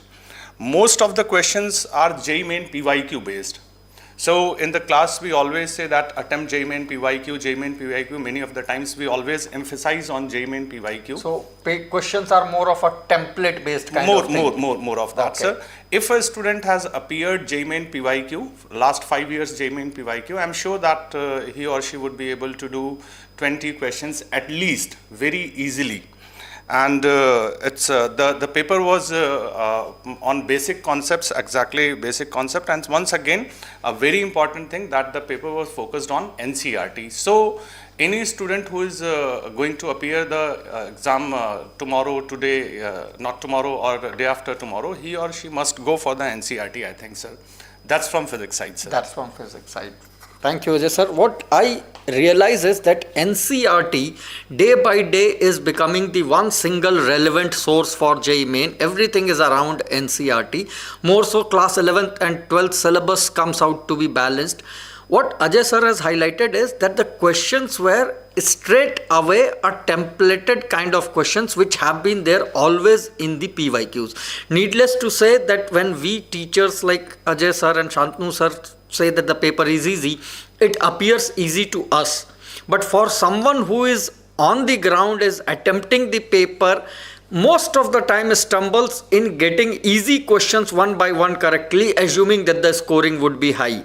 So what I see is that all of you need to understand that it is now aptly necessary to do all the PYQs of all sessions that you come across of last 5, 6, 7 years, so that you understand the template, the psyche of the paper setter, that okay, this is how they evaluate or understand this chapter, and then look into the probable length of the solution or the calculation. Before I come to maths, I would like to understand the same theory, same analysis of chemistry from Shantanu sir. Sir.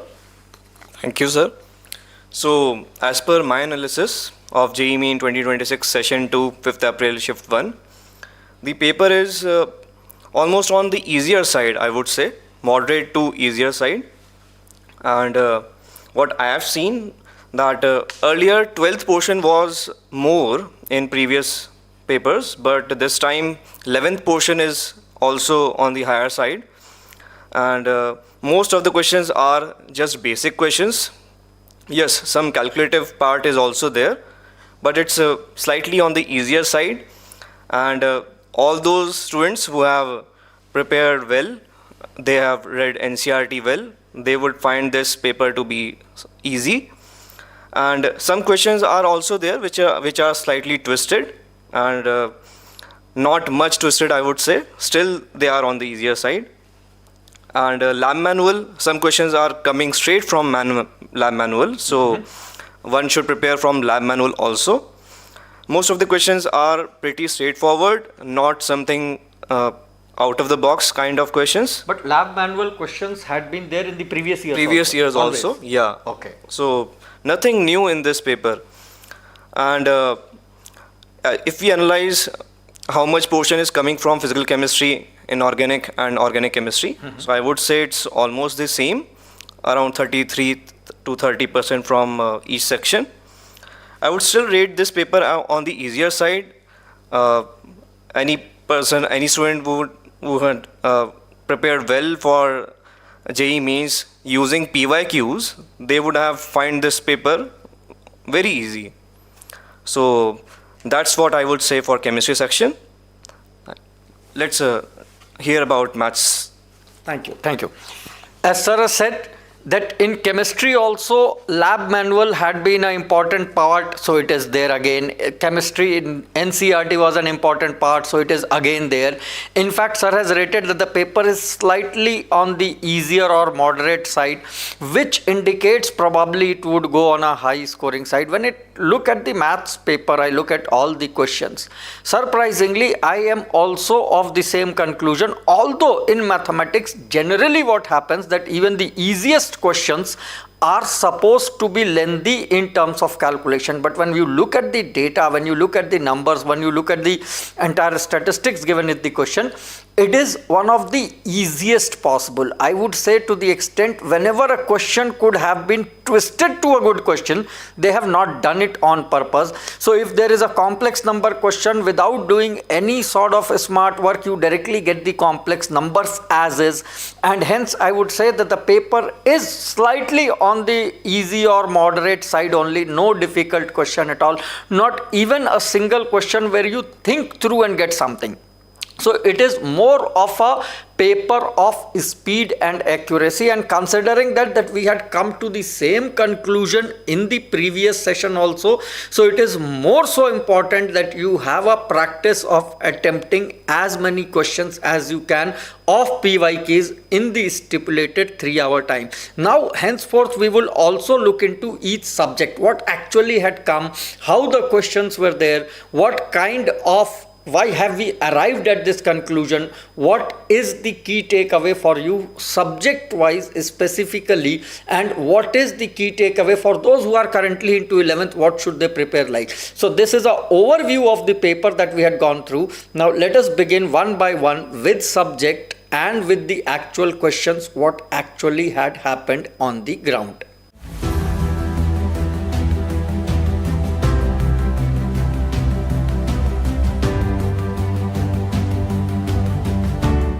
So we begin with physics, in-depth analysis of the questions that were asked. Over to Ajay sir. Thank you again, sir.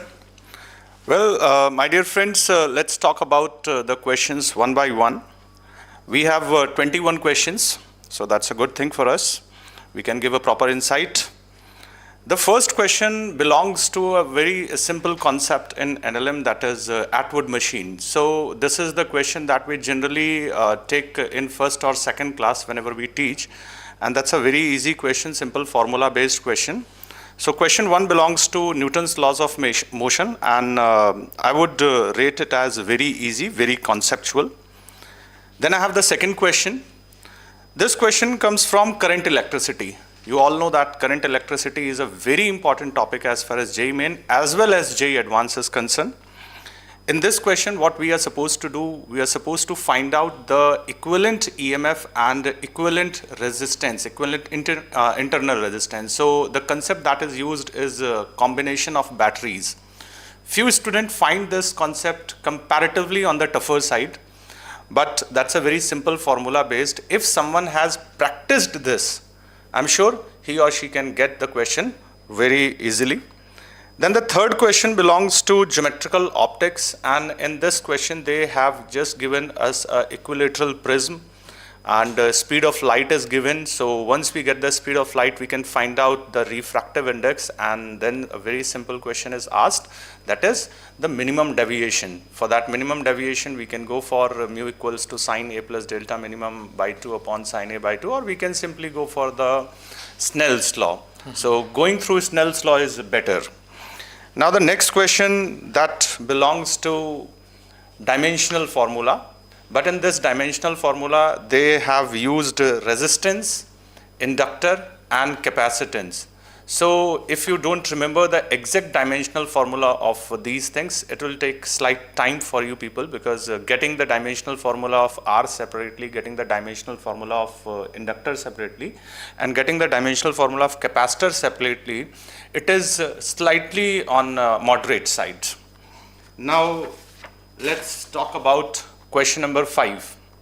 So the question number 5 belongs to gravitation, and in this question they have asked a very simple formula based question. They have given 2 points, and the separation between 2 points is given, and the value of gravitational acceleration is asked. So simply we are supposed to use the variation of gravitational acceleration with height.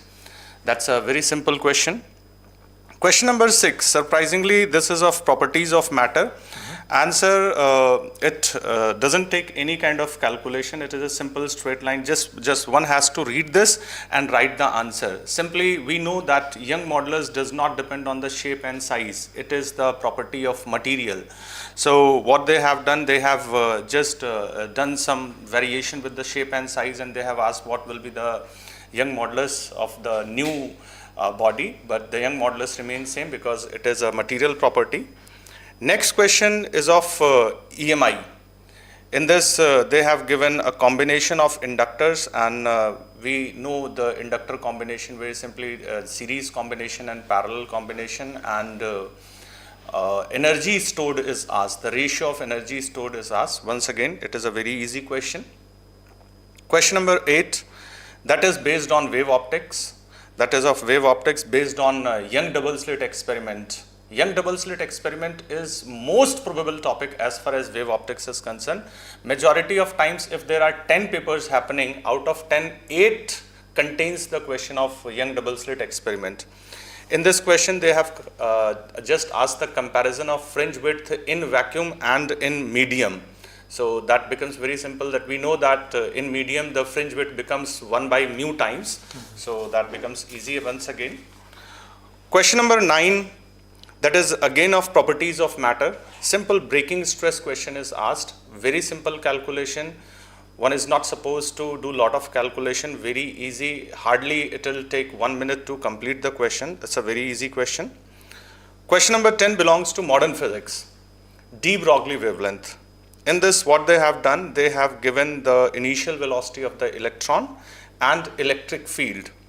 And at any time t, they ask the de Broglie wavelength. So we are just supposed to find out the velocity of the charged particle as function of time using kinematics, equations of kinematics, v equals to u plus at, and simply we are supposed to find out lambda equals to h upon mv. Question number 11, that belongs to system of particles. And in system of particles, the most probable topic is moment of inertia. So this question is of moment of inertia, and every time in every paper, may it be session 1 or may it be session 2, I have seen a question of moment of inertia. So those who are supposed to attempt the paper tomorrow, day after tomorrow, they must revise the moment of inertia again and again, because this is one of the most probable questions as far as system of particles is concerned. Question number 12, this is of wave motion. Simple wave equation is given. You are just supposed to find out the wavelength by comparing the equation y equals to a sine omega t minus kx. And then they have asked the minimum distance between the two consecutive crests, and we all know that the distance between two consecutive crests is equal to wavelength of the wave. So question number 13. Question number 13 belongs to KTG and thermodynamics basically. In this, what they have done, they have given us two expressions. One expression belongs to first law of thermodynamics, and another expression belongs to the relation between the adiabatic exponent gamma and the degree of freedom. And they have asked which expression is correct. Question number 14. Question number 14 is of motion in one dimension, rectilinear motion or motion in a straight line. Kinematics chapter 2, NCERT chapter 2. A very simple question is asked. They have just dropped a ball and they have asked that at what height from the surface of the earth, magnitude of velocity and the magnitude of acceleration will be same. Question number 15, again properties of matter. Properties of matter, and that too modulus of rigidity. When you are taught this topic in the class, in modulus of rigidity, there is one simple question always asked, that is what? A square shaped block, tangential force, and the displacement is asked. So we simply use this modulus of rigidity equals to F upon A upon X upon H, a very simple formula. So F is given, A is given, H is given, and X is asked. Question number 16, once again, that is of semiconductor, and that too based on logic gate. My dear friends, logic gate is once again a very important topic as far as JEE Main is concerned, and every year in every question paper, logic gate question is asked. So do revise the logic gate if you want to do it correctly in the examination. It is a very probable question, very easy one also. Question number 17, that belongs to vernier caliper. In vernier caliper, they have asked the zero error in vernier caliper, so it is always taught in the class. A very simple mathematics is done. Now I have question number 18. Question number 18 belongs to atomic structure, Bohr model. They have simply asked that the electron is revolving in 4th orbit, and we have to excite it to the 16th Bohr orbit. So what is the wavelength of the incident radiation? Simply, if you know the formula, the difference of energy levels, this can be done very easily. This is also covered in chemistry. Yes, also. yes, that's okay. When we teach in the class, majority of times we take the help of chemistry also. And question number 19. Question number 19 belongs to alternating current. Simply what has been done, a capacitor is given and a resistance is given, and variation in frequency is done, omega naught to omega naught by 8, and then the variation of current is told that I naught to I naught by 4, and a relation is asked between the given variables. So once again, that's also a very easy question, or I would correct myself, not exactly easy to moderate, I would give this as. Question number 20, a particle moving uniformly enters in a region having uniform magnetic field. So magnetic field is given and acceleration is given. So magnetic field is given 3 I cap plus 2 j cap, and acceleration is given 4 I cap plus x by 2 j caps. This is the question of magnetic field, motion of charged particle in magnetic field, and a very straightforward question. We all know that the force, the magnetic force, is always perpendicular to the magnetic field. So force dot product with the magnetic field should be 0. In the same manner, the acceleration dot product with magnetic field should be 0. So a one line question. And the last question that I have, this belongs to geometrical optics. So you see that geometrical optics is also a very important topic. Out of 21 questions, this is the second question which belongs to geometrical optics. Simple formula based question, simple microscope based question. So if you have the result of microscope, if you know the results of basics of microscope, you can do these questions very easily. Once again, my dear friends, out of these 21 questions that I have discussed, I would rate them nearly moderate, easy to moderate, and based on NCERT completely, very fundamental questions. So those who are listening to us, those who are watching to us, I have a very simple advice to them. Go through the fundamentals, read NCERT, just do some of the questions of PYQ, and no one can stop you to come out with the flying colors. So that's all from the physics side. Now over to Ashish sir. Thank you, Ashish sir. Thank you, Ajay sir. In fact, when I was listening to this entire conversation and Ajay sir's analysis, I realized that audio lectures are a very powerful tool to enhance learning, because you don't have any visual. So whatever sir is speaking, just you are visualizing that all, and that enhances this thing.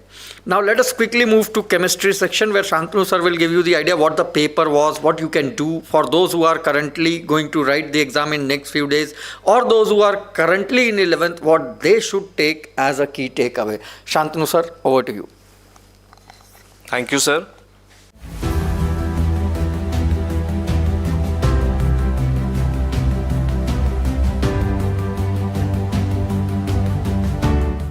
Thank you, sir. Now let us discuss chemistry part in this JEE Main 2026 session 2, morning shift 1 paper, 5th April. So question number 1 is from organic chemistry, GOC part. In this question, we have to apply POAC and Carius method is given to us. It's a very basic question. I think many students will find that this question is from examples part in the NCERT. Let's move to second question. The second question is from structure of atom chapter, and quantum numbers are given. It's a very straightforward questions, and I think it could be done in less than 1 minute also. It's very easy. Let's move to question number 3. So this question is from physical chemistry, class 12th, chemical kinetics chapter. Again, it's a very easy question, and no or very less calculation is there. We have to find the time required to complete 90% of the reaction. and half-life is given to us as 6.93 minute. The value given to us is also very easy, and it's a integer based question that is given to me. This let me again remind you that these questions that we have, these are memory based questions. So I would rate this again very easy question. Then let's move to next question, question number 4. In this question we have to identify a reaction which gives PPT, and we have some organic compounds given to us, and again I can see the compounds given are very common, and they are already covered in NCERT. So all those people who have successfully read NCERT multiple times, they would find that this question is very straightforward for them. Again, a very simple question from organic chemistry, 12th part. Then question number 5. Question number 5 is, I would say, a replica of questions which are coming in JEE Main's previous years also. We have to find the compound which is having sp3 hybridization, and a list of compounds is given to us. We just need to apply chemical bonding, hybridization part, and we have to find the sp3 hybridized central atom in this. It's again a very simple question from inorganic chemistry. Let's move to question number 6. So this question is from organic chemistry, class 12 part, and ozonlysis is given, and another reaction is given, alkali with heat, and NaOI with H plus is given to us. So many will find this to be slightly on the moderate side, because here reactant is not given to us and we have product with us. So here student needs to go backward from product to reactant.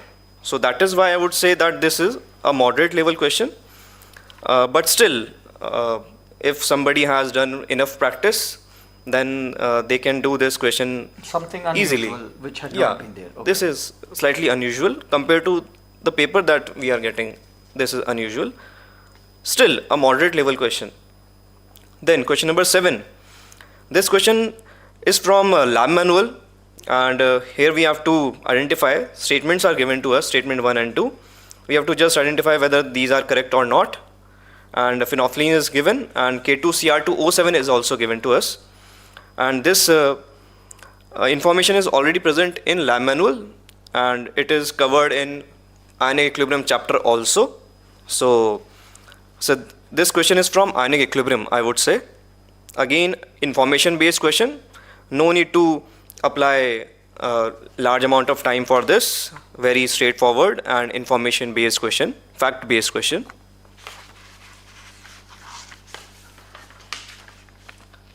Next we have question number 8. In this, some reaction is given with dilute HNO3, and we are getting 2 different compounds and their percentage is asked. So I would say this reaction is very common. It's already covered in NCERT, and we also cover this in detail in class notes. So nothing new and very easy from organic chemistry.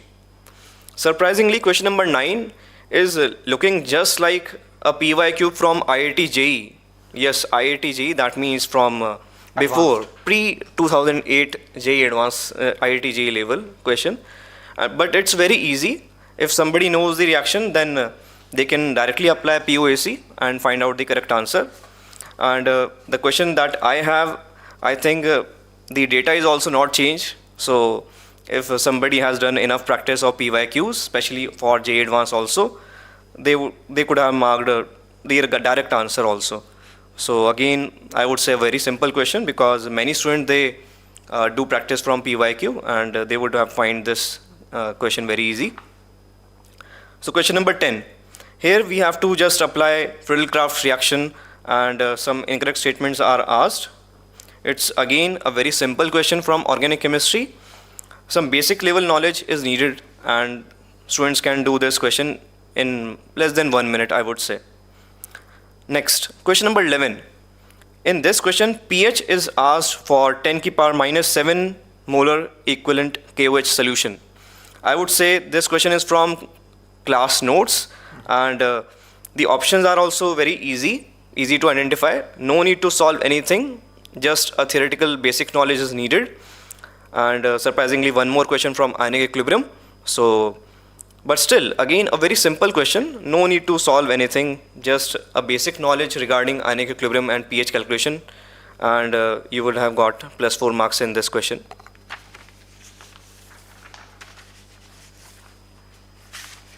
Next we have question number 12.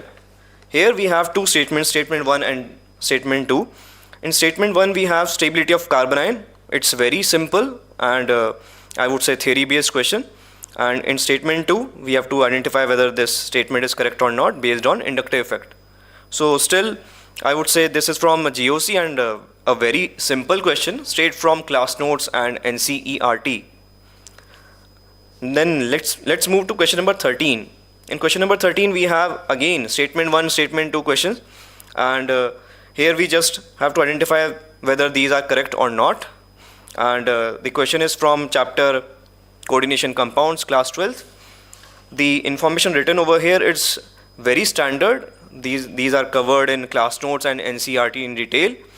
I would say this to be a very simple question for any serious student. Let's move to question number 14.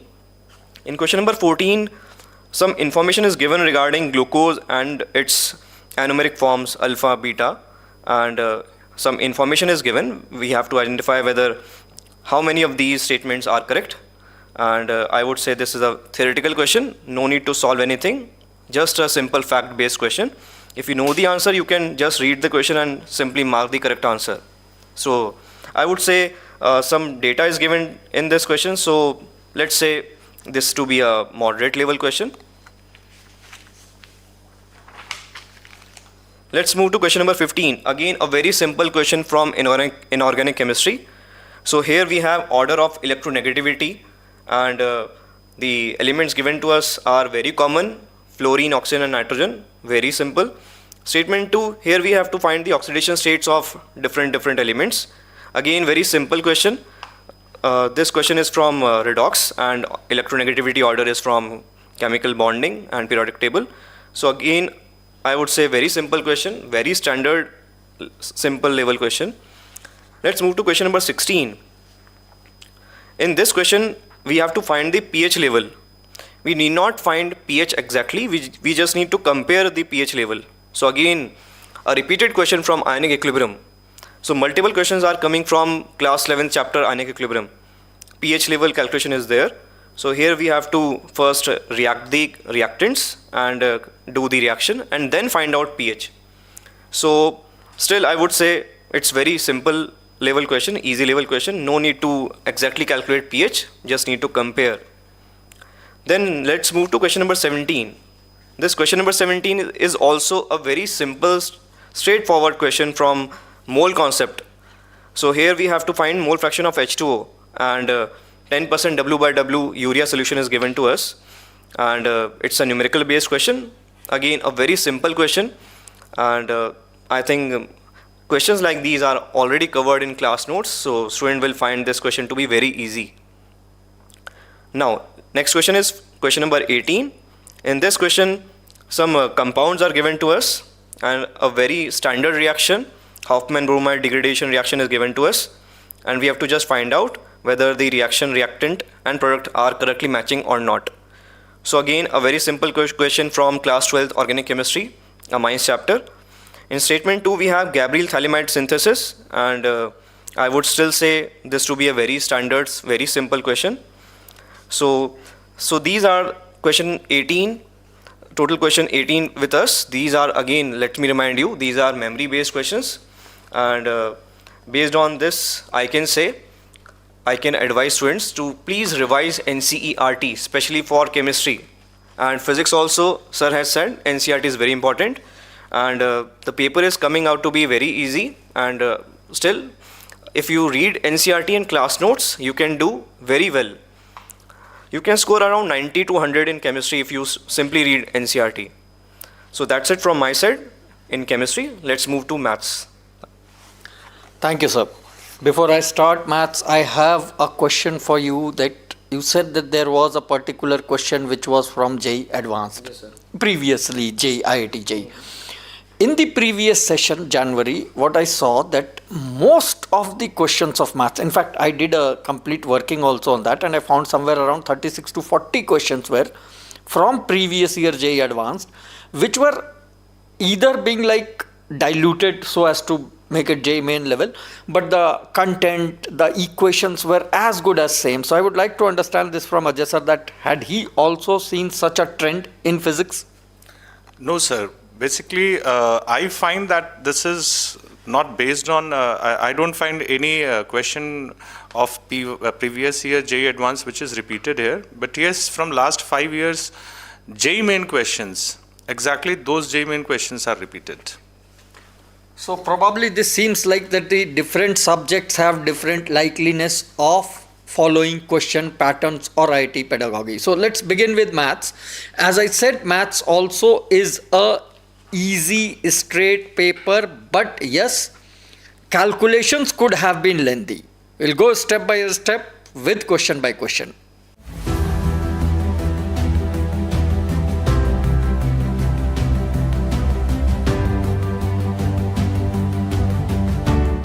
So the first question that we get on the memory based paper is a summation question, where in the denominator we have n into n plus 1 into n plus 2, a usual question.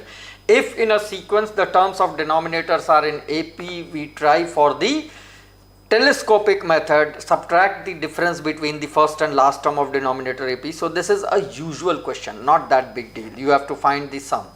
Second question is that there is an equilateral triangle, it's a coordinate geometry where the one of the vertex is given and the other two vertices lie on a particular line. Ortho center is given to be alpha beta. So when we have a point and the other line is given, so you get the perpendicular line and then you work on the ortho center with respect to your known things. It is a easy question. Everybody must have done such question earlier. The third one which I have here is a definite integral 0 to infinity ln x upon x square plus 4. A usual substitution question. Whenever we have 0 to infinity, we know we generally substitute the reciprocal to get the question in place. Since here is x square plus 4, so you know what has to be substituted and the result is done. A very straightforward question. The next one is even easier. It is sum of a first n terms of AP Sn is given as 3n square plus 5n. Now this I rate it as a typical NCERT class 10th level question, which now I see that AP has moved to class 9th from the current curriculum. All you need to do is Sn minus 1, that is sum up to n terms minus sum up to n minus 1 terms is Tn.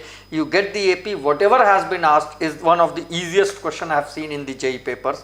The next one is a slightly better one. We have a set A 1, 2, 3, 4, 5, 6. The number of 1 to 1 functions from FA to A.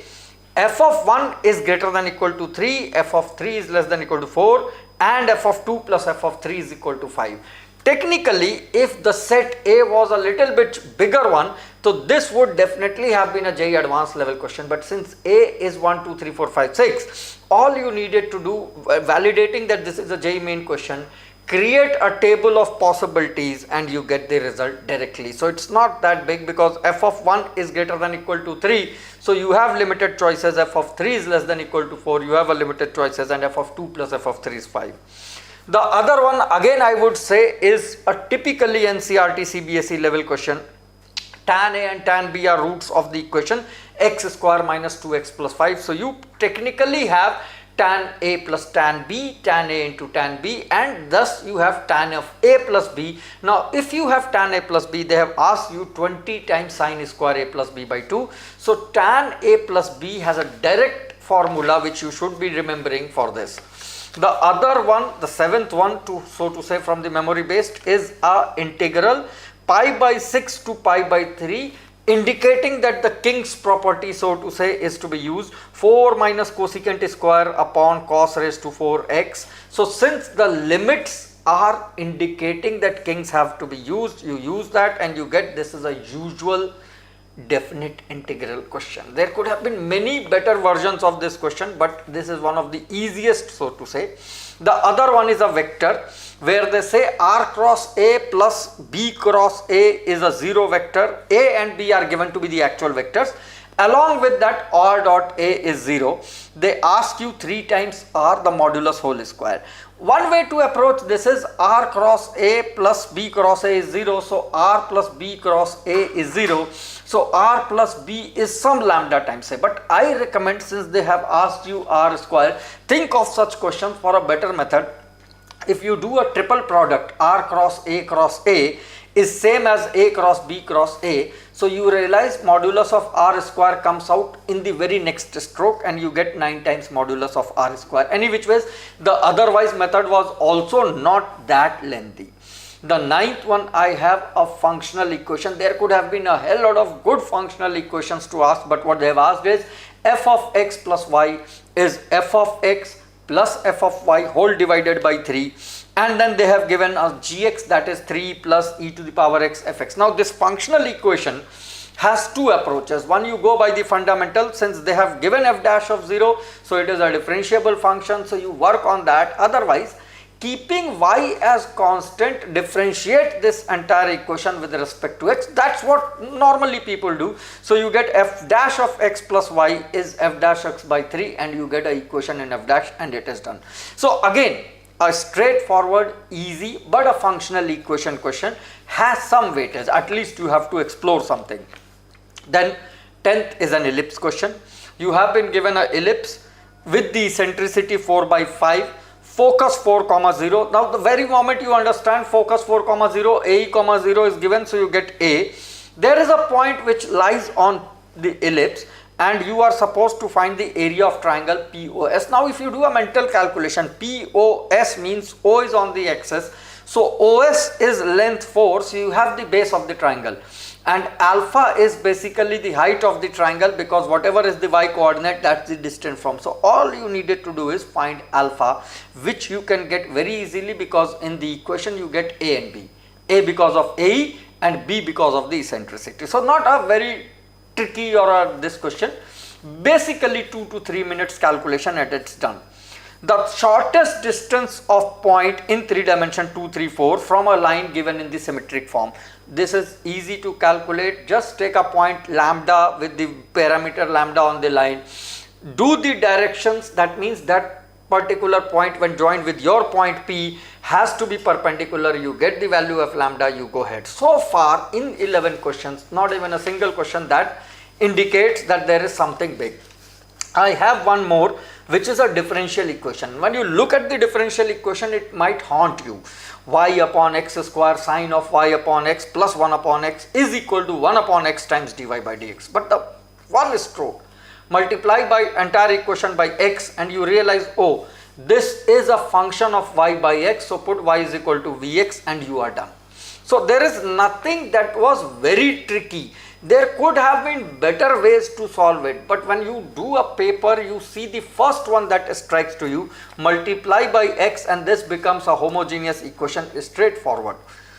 Next one is a binomial theorem question. Sum of coefficients of x raised to 7 and x raised to 14 in the expansion of 1 upon x cube minus x raised to 4 whole raised to n is 0, then the value of this is. Now this is simply calculating the coefficient in terms of n, 1 of x raised to 7 and 1 of x raised to 14. The only thing that could have been of concern is there is a minus sign, so you need to take care of that minus 1 to the power n to analyze which term is positive, both are negative or both are positive, one negative. The single equation will directly give you the value of n, so there is nothing that will be typical here comparing the coefficients. Permutation combination question, we have different versions of it, but then they say two players A and B play a series of match. The winner would be one who wins 5 matches. Who would be one who wins 5 matches. So before 5 matches, whatever series you make is the question.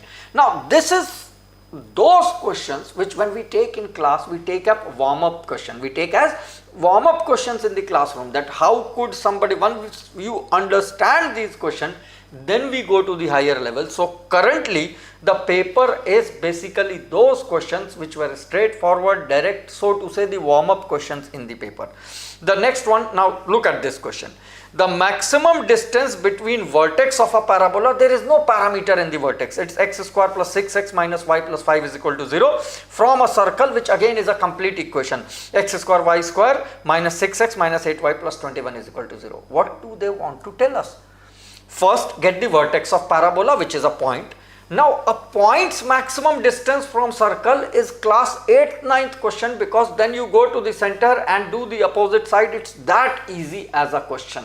Was not very easy for me to believe that actually the question was this. The next one, 16th one, this is a little bit enticing, although the data given was so easy.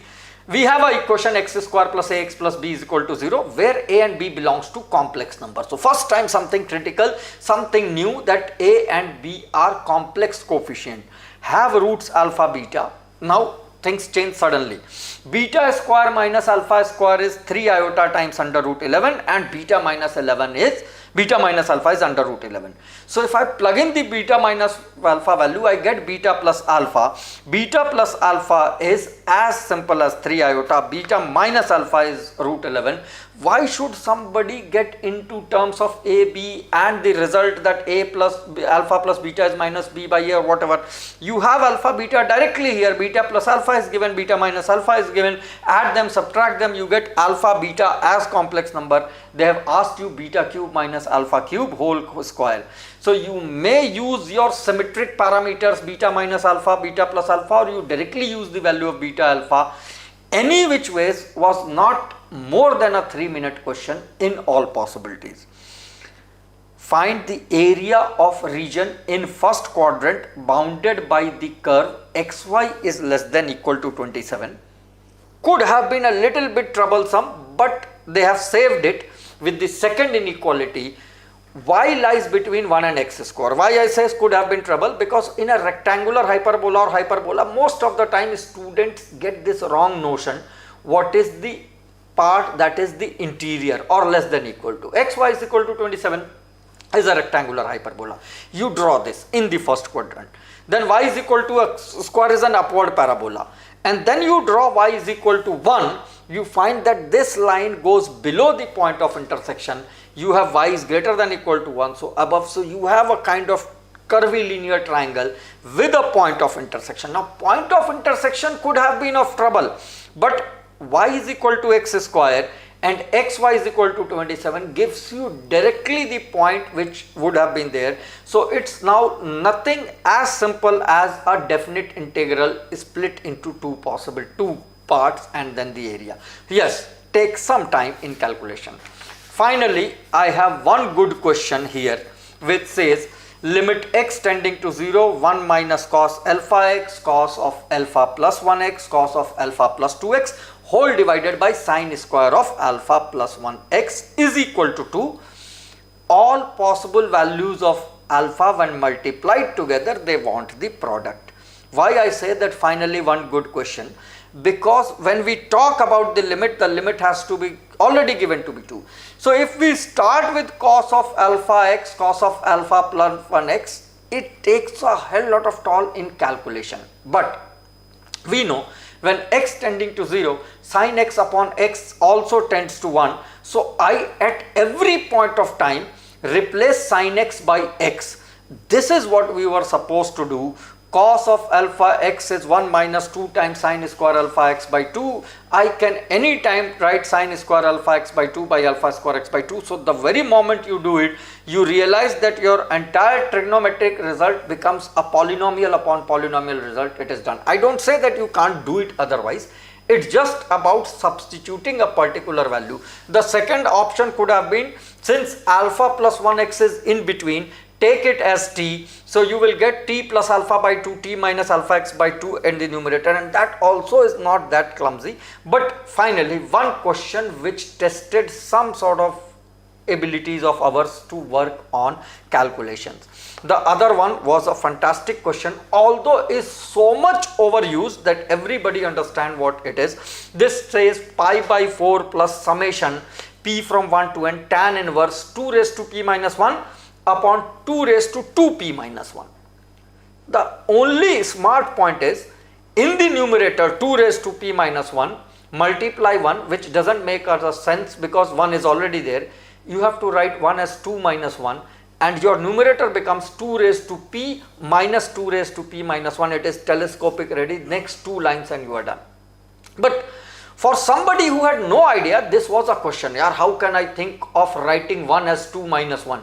But these are the questions. You have been doing it so many number of times that I don't see that it was something, a thought-provoking question. Everybody was aware of this thing. Another one is a probability question. Although is a good question, I don't deny that. A teacher wrote all the words, certain words of the cities Kanpur and Anandpur on the board, but due to some malfunction on the board, all the letters of the word are not there, only 2 consecutive of them are available, and given that these 2 consecutive are an, what is the probability that the word written was Kanpur? So this is a Bayes theorem question. We have been doing it in class. Electron, proton, neutron, the 2 consecutive alphabets are O, N, and hence the result.